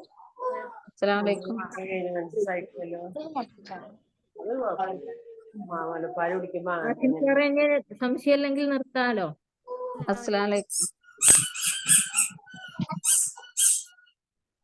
ഹലോ മാം. പറയൂ. ഈ വിശക്കുമ്പോ മാത്രം കഴിക്കാന്ന് പറഞ്ഞല്ലോ. അപ്പൊ സാധാരണ നമ്മള് 3 നേരം എല്ലാ ദിവസവും ഭക്ഷണം കഴിക്കും. സാധാരണ എല്ലാവരും അങ്ങനെയാണല്ലോ. അപ്പൊ ഇനിയിപ്പോ വിശക്കുമ്പോ മാത്രം കഴിച്ചു തുടങ്ങുമ്പോ ഇപ്പൊ നമ്മള് സമയങ്ങൾ മാറിപ്പോവുക, അല്ലെങ്കിൽ 3 നേരം കഴിക്കാതിരിക്കുക, ഓരോ ദിവസം ഓരോ സമയത്ത് കഴിക്കുക വരുമ്പോ ബുദ്ധിമുട്ടുകൾ ഉണ്ടാവോ? ഗ്യാസിന്റെ പ്രശ്നങ്ങളോ അങ്ങനെ എന്തെങ്കിലും? ഇല്ല കേട്ടോ. കാരണം എന്താന്ന് വെച്ചാല് നമ്മൾ ഈ 3 നേരം 4 നേരം അങ്ങനെ ഒരു നേരക്കണക്കില്ല. നിങ്ങൾ വിശക്കുമ്പോഴാണ് നിങ്ങളെ സമയം. അപ്പൊ നിങ്ങൾ ശ്രദ്ധിക്കേണ്ടത് ഗ്യാസ് വരാതിരിക്കാൻ ശ്രദ്ധിക്കേണ്ടത് നന്നായിട്ട് ഉമിനീര് മിക്സ് ആക്കിയിട്ട് ഭക്ഷണം ഇറക്കുക എന്നുള്ളത്. 2, തിന്നുന്ന സമയത്ത് വെള്ളം കൂടി ഒഴിവാക്കുക. ഈ 2 കാര്യം ശീലിച്ചാൽ ഗ്യാസിന്റെ പ്രയാസം ഉണ്ടാവില്ല. അപ്പൊ ഓരോ സമയത്ത് കഴിച്ചാലും കുഴപ്പമില്ല. ഇല്ല നിങ്ങൾ വിശക്കുമ്പോഴാണ് കഴിക്കേണ്ടത്. അധികം ലേറ്റ് ആയിട്ട് രാത്രിയുള്ള ഭക്ഷണങ്ങൾ ഉപേക്ഷിക്കൽ ഉത്തമമാണ്. ഒന്നാമത് നമുക്കറിയാം സൂര്യപ്രകാശം ഒന്നുമില്ല, ദഹനമൊക്കെ പൊതുവേ രാത്രി കുറവാണ്. അപ്പൊ രാത്രി ഉള്ളത് നിങ്ങൾ സന്ധ്യ ആകുമ്പോഴത്തേനൊക്കെ കഴിച്ച് പിന്നെ രാത്രി നിങ്ങൾ ഒരു ഫാസ്റ്റിംഗ് പോലെ എടുക്കുക. എന്നാലല്ലേ നമുക്ക് ബ്രേക്ക്ഫാസ്റ്റ് അല്ലേ, രാവിലത്തെ ഭക്ഷണത്തിന് പറയൽ എന്താ ബ്രേക്ക്ഫാസ്റ്റ്, ഫാസ്റ്റിങ്ങിനെ ബ്രേക്ക് ചെയ്യുക. നമ്മൾ രാത്രി ആ ഒരു ഫാസ്റ്റിംഗ് ഫോളോ ചെയ്യുക. രാത്രി 7 മണി ആയാൽ തന്നെ പിന്നെ ഒരു ഫാസ്റ്റിംഗ് ആക്കുക ബോഡിക്ക്. രാവിലെ ബ്രേക്ക്ഫാസ്റ്റ്, ഫാസ്റ്റിംഗിന് നമുക്ക് ബ്രേക്ക് ചെയ്യാം. മാം അങ്ങനെ ആകുമ്പോ കൂടുതൽ ഭക്ഷണം കഴിക്കാൻ സാധ്യത ഉണ്ട്. നല്ല വിശപ്പോടെ നിൽക്കുമ്പോ അതിപ്പോ തെറ്റിദ്ധാരണയാണ്. നമുക്ക് തോന്നുകയാണ്. നിങ്ങൾ നോക്കി നോക്ക്, അങ്ങനെ നിങ്ങൾ നോക്കിക്കണേ. നീ നിന്നെ ശ്രദ്ധിച്ചു നോക്കുക. പക്ഷെ അങ്ങനെ നിനക്ക് തോന്നുന്നുണ്ടെങ്കിൽ നീ എന്ത് ചെയ്യണം? വിശപ്പ് മാറിയ സ്റ്റോപ്പ് ചെയ്യ്. വിശപ്പ് നമ്മള് വിശക്കാതെ കഴിക്കണേക്കാളും കൂടുതൽ കഴിക്കണേ നല്ല വിശക്കോളം നിക്കുമ്പോ. അതന്നെ. എന്നിട്ട് ശരീരം ക്ഷീണിക്കാണ്. എങ്ങനെ മനസ്സിലായില്ല? നമ്മള് വിശക്കാതെ കഴിക്കണേക്കാളും കൂടുതൽ അധികം ഭക്ഷണം കഴിക്കണേ നല്ല വിശന്ന് കഴിക്കുമ്പോ. അതിനാണ് ഞാൻ മമ്മൂട്ടി പറഞ്ഞ വാചകം ഓർക്കാൻ പറഞ്ഞത്. ഇഷ്ടമുള്ള തിന്നു, പക്ഷെ ഇഷ്ടമുള്ളിടത്തോളം തിന്നണ്ട, മതി. നമുക്ക് ആദ്യം തോന്നുന്നത് കൊറേ ഭക്ഷണം കഴിച്ചതിന്റെ ശേഷമാണ് അങ്ങനെ തോന്നുന്നത്. ഏമ്പക്കം വിട്ടിട്ടാ തോന്നുന്നേ. ഞാൻ പറയുന്നത് എന്താ അറിയോ, നമുക്കൊരു ആദ്യം തന്നെ ഒരു കാൽക്കുലേഷൻ ഉണ്ടാവും. അയ്യോ ഞാൻ ഇന്നലെ രാത്രി തിന്നതാണ്, ഞാൻ ഇന്നലെ ഒരു മഗ്‌രിബിന്റെ സമയത്ത് ഒരു 6 മണിക്ക് ഭക്ഷണം കഴിച്ചാണ്, ഇപ്പൊ രാവിലെ 9 മണിയായി, അയ്യോ അല്ലെങ്കിൽ 10 മണിയായി, അപ്പൊ നല്ലോണം വിശക്കുന്നുണ്ട്. അപ്പൊ നമുക്ക് ആദ്യം തന്നെ അങ്ങോട്ട് തോന്നും, അമ്പ എനിക്ക് ഇത്രയും വിശക്കുന്നു. അപ്പൊ നമ്മൾ ഒരുപാട് അങ്ങോട്ട് വിളമ്പുക ചെയ്യുക. ശരിക്കും പറഞ്ഞാൽ നമ്മൾ കുറച്ച് കഴിക്കുമ്പോൾ തന്നെ നമുക്ക് മതി എന്നുള്ള സിഗ്നൽ ശരീരം തരും. അതായത് ആ തിന്നുന്നതിന്റെ ടേസ്റ്റ് കുറയാൻ തുടങ്ങും. അപ്പോഴാണ് നമ്മൾ കുറ്റം പറയുക, അയ്യോ ഇതിൽ ഉപ്പില്ലേ, ഇതിൽ ടേസ്റ്റ് ഇല്ലേ, ഇതിൽ കുറച്ച് അജിനാമോട്ടോ ചേർക്കണോ, അല്ലെ കുറച്ച് യൂട്യൂബ് ചാനൽ നല്ല കണ്ടിട്ട് ഉണ്ടാക്കണോ എന്നുള്ള ചിന്ത വരും. നമ്മൾ കേട്ടിട്ടുണ്ട് അല്ലെ, വിശപ്പാണ് ഏറ്റവും നല്ല ടേസ്റ്റ് എന്ന് പറയാറുണ്ട്. അപ്പൊ അതേപോലെ നമുക്ക് ടേസ്റ്റ് മാറുമ്പോ നമ്മൾ മനസ്സിലാക്കാതെ ഭക്ഷണത്തിനോട് അവിടെ ഒരു മതിയാവലായിട്ടുണ്ട്, അത് ശരീരം കാണിക്കുന്നുണ്ട് എന്നുള്ളത് നിങ്ങൾ മനസ്സിലാക്കിയാൽ മതി. മെനോപോസിന്റെ ട്രീറ്റ്മെന്റ് എന്താണ്? മെനോപോസിന് എന്താണ് ട്രീറ്റ്മെന്റ്? നിങ്ങൾക്ക് എന്താണ് പ്രയാസം? എന്താണ് മെനോപോസ് എന്ന് പറയുന്നത്? ബ്ലീഡിങ്, ഓവർ ബ്ലീഡിങ്, ഭയങ്കരമായിട്ട് ബ്ലീഡിങ്. അത് നിൽക്കാനായതിന്റെ ലക്ഷണമായിട്ടാണോ നിങ്ങൾ അതാണോ പറയുന്നത്? അല്ല നിന്നിട്ടില്ല. മെനോപോസ് എന്ന് പറഞ്ഞാൽ നമ്മൾ പറയുന്നത് അത് സ്റ്റോപ്പ് ആയ അവസ്ഥക്കാണ് പറയുക. അപ്പൊ അത് സ്റ്റോപ്പ് ആവാനുള്ള ആ ഒരു സ്റ്റേജിലാണ്, അതാണ് പറയുന്നത് അല്ലേ? ബ്ലീഡിങ് അങ്ങനെ ഉണ്ടാവുമ്പോഴേ നല്ല ബുദ്ധിമുട്ട്, പെയിനും ഉണ്ട്, നല്ല ബ്ലീഡിങ്ങും ഉണ്ട്. കുറച്ചു മുന്നേ നോക്കുമ്പോ ഓവറിയില് ഫൈബ്രോയിഡ് ഉണ്ട് എന്ന് പറഞ്ഞു. പിന്നെ അത് പ്രകൃതി ട്രീറ്റ്മെന്റ് ഒക്കെ കഴിച്ചപ്പോ പിന്നെ അതണ്ട് കഴിഞ്ഞു. പിന്നെ ഇപ്പൊ 6 മാസത്തിന് ശേഷം വീണ്ടും കാണാം, വീണ്ടും കണ്ടു തുടങ്ങിയപ്പോ 6 ദിവസമായി. എന്ത് മെൻസസ് കാണുന്നുണ്ട്? നല്ല ബ്ലീഡിങ്. എത്ര ഏജ് ഉണ്ട്? 52.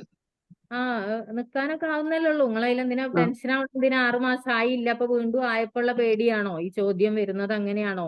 അല്ല, ഈ ബ്ലീഡിങ് കാണുമ്പോഴേ, അധികം ബ്ലീഡിങ് കാണുമ്പോ പേടി. നിങ്ങളെ പിന്നെ ആ ഒരു വേണ്ടാത്ത എന്തോ ഒന്ന് ക്ലീൻ ആവുകയാണ്, അതവിടെ നന്മയല്ലേ? നിങ്ങളെന്തിനാ പേടിക്കണം? എന്തിനാണ്? അവിടെ ശരീരം ചെയ്യുന്ന നന്മയാണ്. ആ ഫൈബ്രോയിഡോ എന്തെങ്കിലും നിങ്ങൾ എന്തെങ്കിലും ചിലപ്പോൾ വാളിൽ എന്തെങ്കിലും തിക്നെസ് ഉണ്ടാവും, തിക്കായിട്ട് എന്തെങ്കിലും ഉണ്ടാവും, ചിലപ്പോൾ യൂട്രസിൽ ചിലപ്പോൾ ചെറിയ എന്തെങ്കിലും മാലിന്യങ്ങൾ, അല്ലെ ഞാൻ പറഞ്ഞില്ലേ ആ സ്ത്രീകൾക്കൊക്കെ പറഞ്ഞില്ലേ ഞാൻ സ്റ്റോൺ ഉണ്ടായിട്ട്, ഫാറ്റി ലിവർ ഉണ്ടായിട്ട്, ഇത്തരത്തിലുള്ള എന്തെങ്കിലും മാലിന്യം ഇതിലൂടെ പോവാണ്. അത് സ്ത്രീക്ക് അനുഗ്രഹമാണ്, അതൊരു നന്മയാണ്. അതിന് നിങ്ങൾ അതിലിങ്ങനെ ടെൻഷൻ ആവണ്ട. അല്ലാതെ അത് വേറെന്തോ പ്രയാസാണോ എന്ന് വിചാരിക്കണ്ട കേട്ടോ. എവിടെയാ സ്ഥലമെങ്കിൽ അവിടെ അടുത്തുള്ള ആരെങ്കിലും സിംഗിൾ പോയിന്റ് ചെയ്യണം. ഞാനിവിടെ ഷാർജയിലാണ്. ഞാൻ കഴിഞ്ഞ പ്രാവശ്യത്തെ ക്ലാസ്സിൽ പറഞ്ഞിരുന്നു, ഇവിടെ ഉണ്ടാവും ചോദിച്ചപ്പോ ഇവിടെ ഇല്ലാന്നാ പറഞ്ഞത്. ഷാർജ ഭാഗത്തൊന്നും അക്യുപഞ്ചറിസ്റ്റുകൾ ഇല്ലാതെ. ഉണ്ടല്ലോ ഷാർജയിലൊക്കെ അക്യുപഞ്ചറിസ്റ്റ് ഉണ്ട്. ഈ ഗ്രൂപ്പിൽ തന്നെ സാറിന്റെ ക്ലാസ്സിൽ ഞാൻ കഴിഞ്ഞ പ്രാവശ്യം ചോദിച്ചായിരുന്നു. മുഹൈസിനയിലുണ്ട്. ഉണ്ട് ഷാർജയിലൊക്കെ ആൾക്കാരുണ്ട്. നമ്പർ ഒന്ന് തരൂ? മാമിന്റെ കയ്യിലുണ്ട്, മാം തന്നിട്ട് ഞാൻ പോയിട്ടുണ്ട് ഗ്രൂപ്പിലുണ്ട്. ഞാൻ തന്നെ കൊടുത്തിട്ടുണ്ട് എന്നാ പറയുന്നത്. ഹലോ, അവസാനിപ്പിക്കാം. ഇപ്പൊ ഏകദേശം അസ്സലാമലൈക്കും.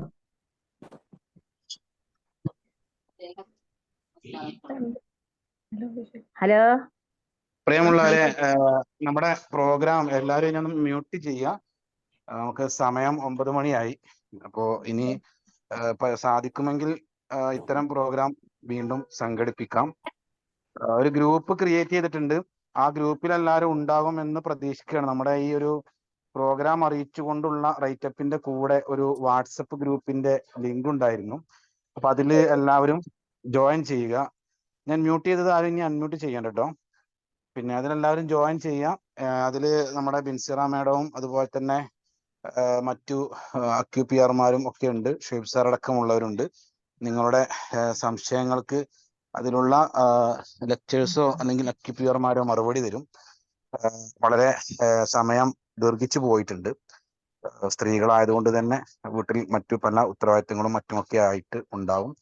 എന്തായാലും ബിൻസിറ മാഡത്തിന്റെ സംസാരം കേട്ടപ്പോൾ ഒരു അസ്വസ്ഥത ഒരു പക്ഷെ നമുക്ക് ഉണ്ടായിട്ടുണ്ടാകും. കാരണം നമ്മൾ ശീലിച്ച സംവിധാനങ്ങളിൽ നിന്നും വ്യത്യസ്തമായ ഒരു സിസ്റ്റത്തെയാണ് ബിൻസിറ മാഡം ഇവിടെ പരിചയപ്പെടുത്തി. അക്യുപഞ്ചറുമായി ബന്ധമുള്ള ആളുകളെ സംബന്ധിച്ചിടത്തോളം അത് അവർ ആസ്വദിക്കുന്നുണ്ടാവും. അതേസമയം ഒരു ബന്ധവും ഇല്ലാത്തവരെ സംബന്ധിച്ചിടത്തോളം ഇതൊരു വിഡ്ഢിത്തമല്ലേ, ഇതൊരു പൊട്ടത്തരമല്ലേ, ഇതെന്താണ് ഇങ്ങനെ എന്നൊക്കെയുള്ള കോൺഫ്ലിക്റ്റ് ആയിരിക്കും.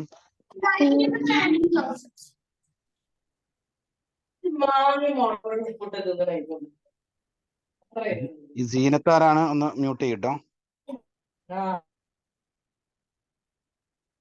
അപ്പൊ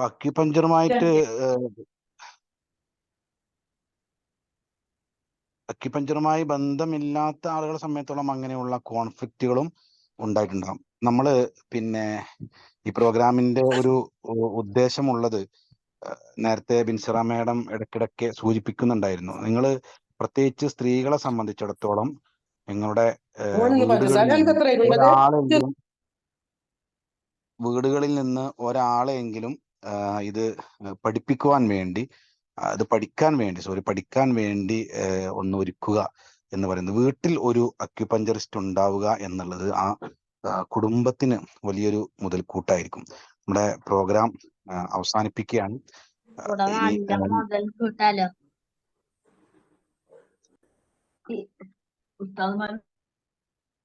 ഇനി നന്ദി അറിയിക്കാനുള്ളത്, അതിനു മുമ്പ് സൂചിപ്പിക്കാനുള്ളത്, കേരളത്തിലെ മൊത്തം ബ്രാഞ്ചുകളിൽ 11 ബ്രാഞ്ചുകളിൽ ഇപ്പോൾ അഡ്മിഷൻ സമയം കൂടിയാണ്. 18th ബീറ്റ ബാച്ചിന്റെ അഡ്മിഷൻ നടന്നുകൊണ്ടിരിക്കുന്നുണ്ട്. വളരെ പരിമിതമായ സീറ്റുകളാണ് ഇപ്പോൾ ഉള്ളത്. അതിന്റെ ഫീ സ്ട്രക്ചറും കാര്യങ്ങളൊക്കെ അതുമായി ബന്ധപ്പെട്ട ഫോൺ നമ്പറിൽ വിളിച്ചന്വേഷിച്ചാൽ നിങ്ങൾക്ക് ലഭിക്കുന്നതാണ്. ഏതായാലും ഗ്രൂപ്പിൽ ഓരോ ബ്രാഞ്ചിന്റെയും ഡയറക്ടർമാരുടെ അവിടെ കോണ്ടാക്ട് ചെയ്യാവുന്ന ആളുകളുടെ നമ്പർ ഗ്രൂപ്പിലിടാം. അതനുസരിച്ച് നിങ്ങൾക്ക് ബന്ധപ്പെടാവുന്നതാണ്. ഏതായാലും ഈ പ്രോഗ്രാം അവസാനിപ്പിച്ചുകൊണ്ട് സംസാരിക്കുന്നതിന് വേണ്ടി സഹപാഠിയായിട്ടുള്ള Malappuram acupuncture academy 17th beta ബാച്ചിലെ വിദ്യാർത്ഥി അക്യുഎസ്ടി നജില വെട്ടത്തൂരിനെ ക്ഷണിക്കുകയാണ്.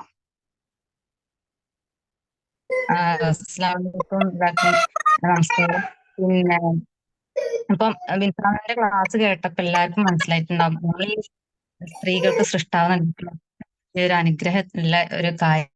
നമ്മളെ തെറ്റായ അറിവുകൊണ്ട് നമ്മള് ശ്രദ്ധ ഇല്ലാതെ കൃത്യമായ പരിപാലനമൊന്നും ഇല്ലാതെ നമ്മള് കൊണ്ടു നടന്നപ്പോ ഉണ്ടായിരുന്നിട്ടുള്ള ബുദ്ധിമുട്ടുകൾ, വേദനകളൊക്കെ ഈ ഒരു ചെറിയ നമ്മള് നിസ്സാരമായിട്ടുള്ള നമ്മളെ ശീലങ്ങൾ മാറ്റി കഴിഞ്ഞാല് നമുക്ക് കിട്ടണ, അല്ലെങ്കിൽ നല്ല രീതിയിൽ പരിപാലിച്ചാല് നമുക്ക് ഉണ്ടാവണ ആ ഒരു ബുദ്ധിമുട്ടും വേദനകളൊക്കെ മാറിക്കിട്ടാ, ഇതിനൊക്കെ മോചനം കിട്ടുന്നൊക്കെ ബിൻസിറാമിന്റെ ക്ലാസ് ഇന്നിപ്പോ എല്ലാവർക്കും മനസ്സിലായി. അപ്പൊ ബിൻസിറാമൻ പറഞ്ഞ പോലെ ഞാന് നിങ്ങളെ ക്ഷണിക്കുകയാണ്, വെളിച്ചത്തിലേക്ക് ക്ഷണിക്കുകയാണെന്ന് പറഞ്ഞ പോലെ നമ്മളെല്ലാവരും ഈ ക്ഷണം സ്വീകരിച്ച് ബിൻസിറാം പറഞ്ഞ പോലെ 4G പാലിച്ച് കുളി, വിശ്രമം, ഭക്ഷണമൊക്കെ ശ്രദ്ധിച്ച് പിന്നെ ആ ഒരു കാര്യങ്ങൾ ശ്രദ്ധിച്ചിട്ട് നമുക്ക് മാറ്റം ഉണ്ടാവുമെന്ന് നോക്കാം. അപ്പൊ ഞാൻ സ്റ്റുഡന്റ് ആണ്, എനിക്കും എന്റെ സഹപാഠികൾക്കൊക്കെ ഇതിലൊരു വലിയ അത്ഭുതം തന്നെ കാണാൻ പറ്റിയിട്ടുണ്ട്. അതുകൊണ്ടാണ് ഇങ്ങനെ ഒരു പരിപാടി തന്നെ നമ്മൾ വെച്ചിട്ടുള്ളതും. അപ്പൊ ഇതില് ഇങ്ങനെ ഒരു പരിപാടി പറഞ്ഞപ്പോ തന്നെ എല്ലാ തിരക്കുകളും മാറ്റി വെച്ച് നമ്മുടെ അധ്യാപകർ അവരുടെ വിലപ്പെട്ട സമയം നമുക്ക് വേണ്ടി നമ്മൾക്ക് ഈ തിരിച്ചറിവ് നൽകാൻ വേണ്ടി പിന്നെ ഏറ്റെടുത്തപ്പോ ഈ വലിയ സന്തോഷം. പ്രത്യേകിച്ച് നമ്മുടെ ബഹുമാനായ ഷുഹൈബ് സർ ഏറ്റവും വലിയ തിരക്കുള്ള ആളാണെങ്കിലും നമുക്ക് വേണ്ടിയിട്ട് കുറച്ച് സമയം ഇതിൽ സംസാരിക്കാമെന്ന് അദ്ദേഹത്തിന് ഞാൻ വലിയ നന്ദി രേഖപ്പെടുത്തുകയാണ്. അതുപോലെ തന്നെ മുഖ്യപ്രഭാഷണം നിർവഹിച്ച നമ്മുടെ വിംസിറാം ഒരുപാട് ആളുകൾക്ക് ചോദ്യങ്ങൾക്ക് ഉത്തരം നൽകി. അതുപോലെ തന്നെ ഒരുപാട് ആളുകൾക്ക് ഉണ്ടായിരുന്ന ഒരു കൺഫ്യൂഷൻ ഉണ്ടായിട്ടുണ്ടാവും, അത് എങ്ങനെ എന്താണ്, അപ്പൊ അതിനൊക്കെ ഒരു ഉത്തരം ഇതിൽ നിന്ന് കിട്ടിയിട്ടുണ്ടാവും എന്ന് വിചാരിക്കുന്നു. അപ്പൊ വിൻസറിന് എന്റെ ഞങ്ങളെ ബാച്ചിന്റെ പേരിൽ ഞാൻ നന്ദി പറയാണ്. അതുപോലെ തന്നെ ഞങ്ങളെ സഹപാഠിയായിട്ടുള്ള ടീം ആലപിച്ച ഷീല, അതുപോലെ അധ്യക്ഷത വഹിച്ച ലെമിന, സ്വാഗത പ്രസംഗം നിർവഹിച്ച നിഹാല, എല്ലാവർക്കും, അതുപോലെ തന്നെ ഞങ്ങൾ ഈ മൊത്തത്തിൽ ഈ ഒരു പരിപാടി കോർഡിനേറ്റ് ചെയ്യുന്ന ഞങ്ങളെ ലീഡർ ബാസിം മാഷിനും എല്ലാവർക്കും നന്ദി പറയാണ്. ഇത്രയും അതിലേറെ ഇത്രയും സമയം ഇത് കേൾക്കാൻ വേണ്ടി നിങ്ങളെ എല്ലാ ആളുകളുടെയും വിലപ്പെട്ട സമയം ഇങ്ങനെ ഒരു തിരിച്ചറിവ് നേടാൻ വേണ്ടി ചെലവഴിച്ചതിന് എല്ലാവരോടും നന്ദി പറയുന്നു. അക്യുപഞ്ചർ മലപ്പുറം എല്ലാവർക്കും നന്ദി പറയുന്നു. നമസ്കാരം.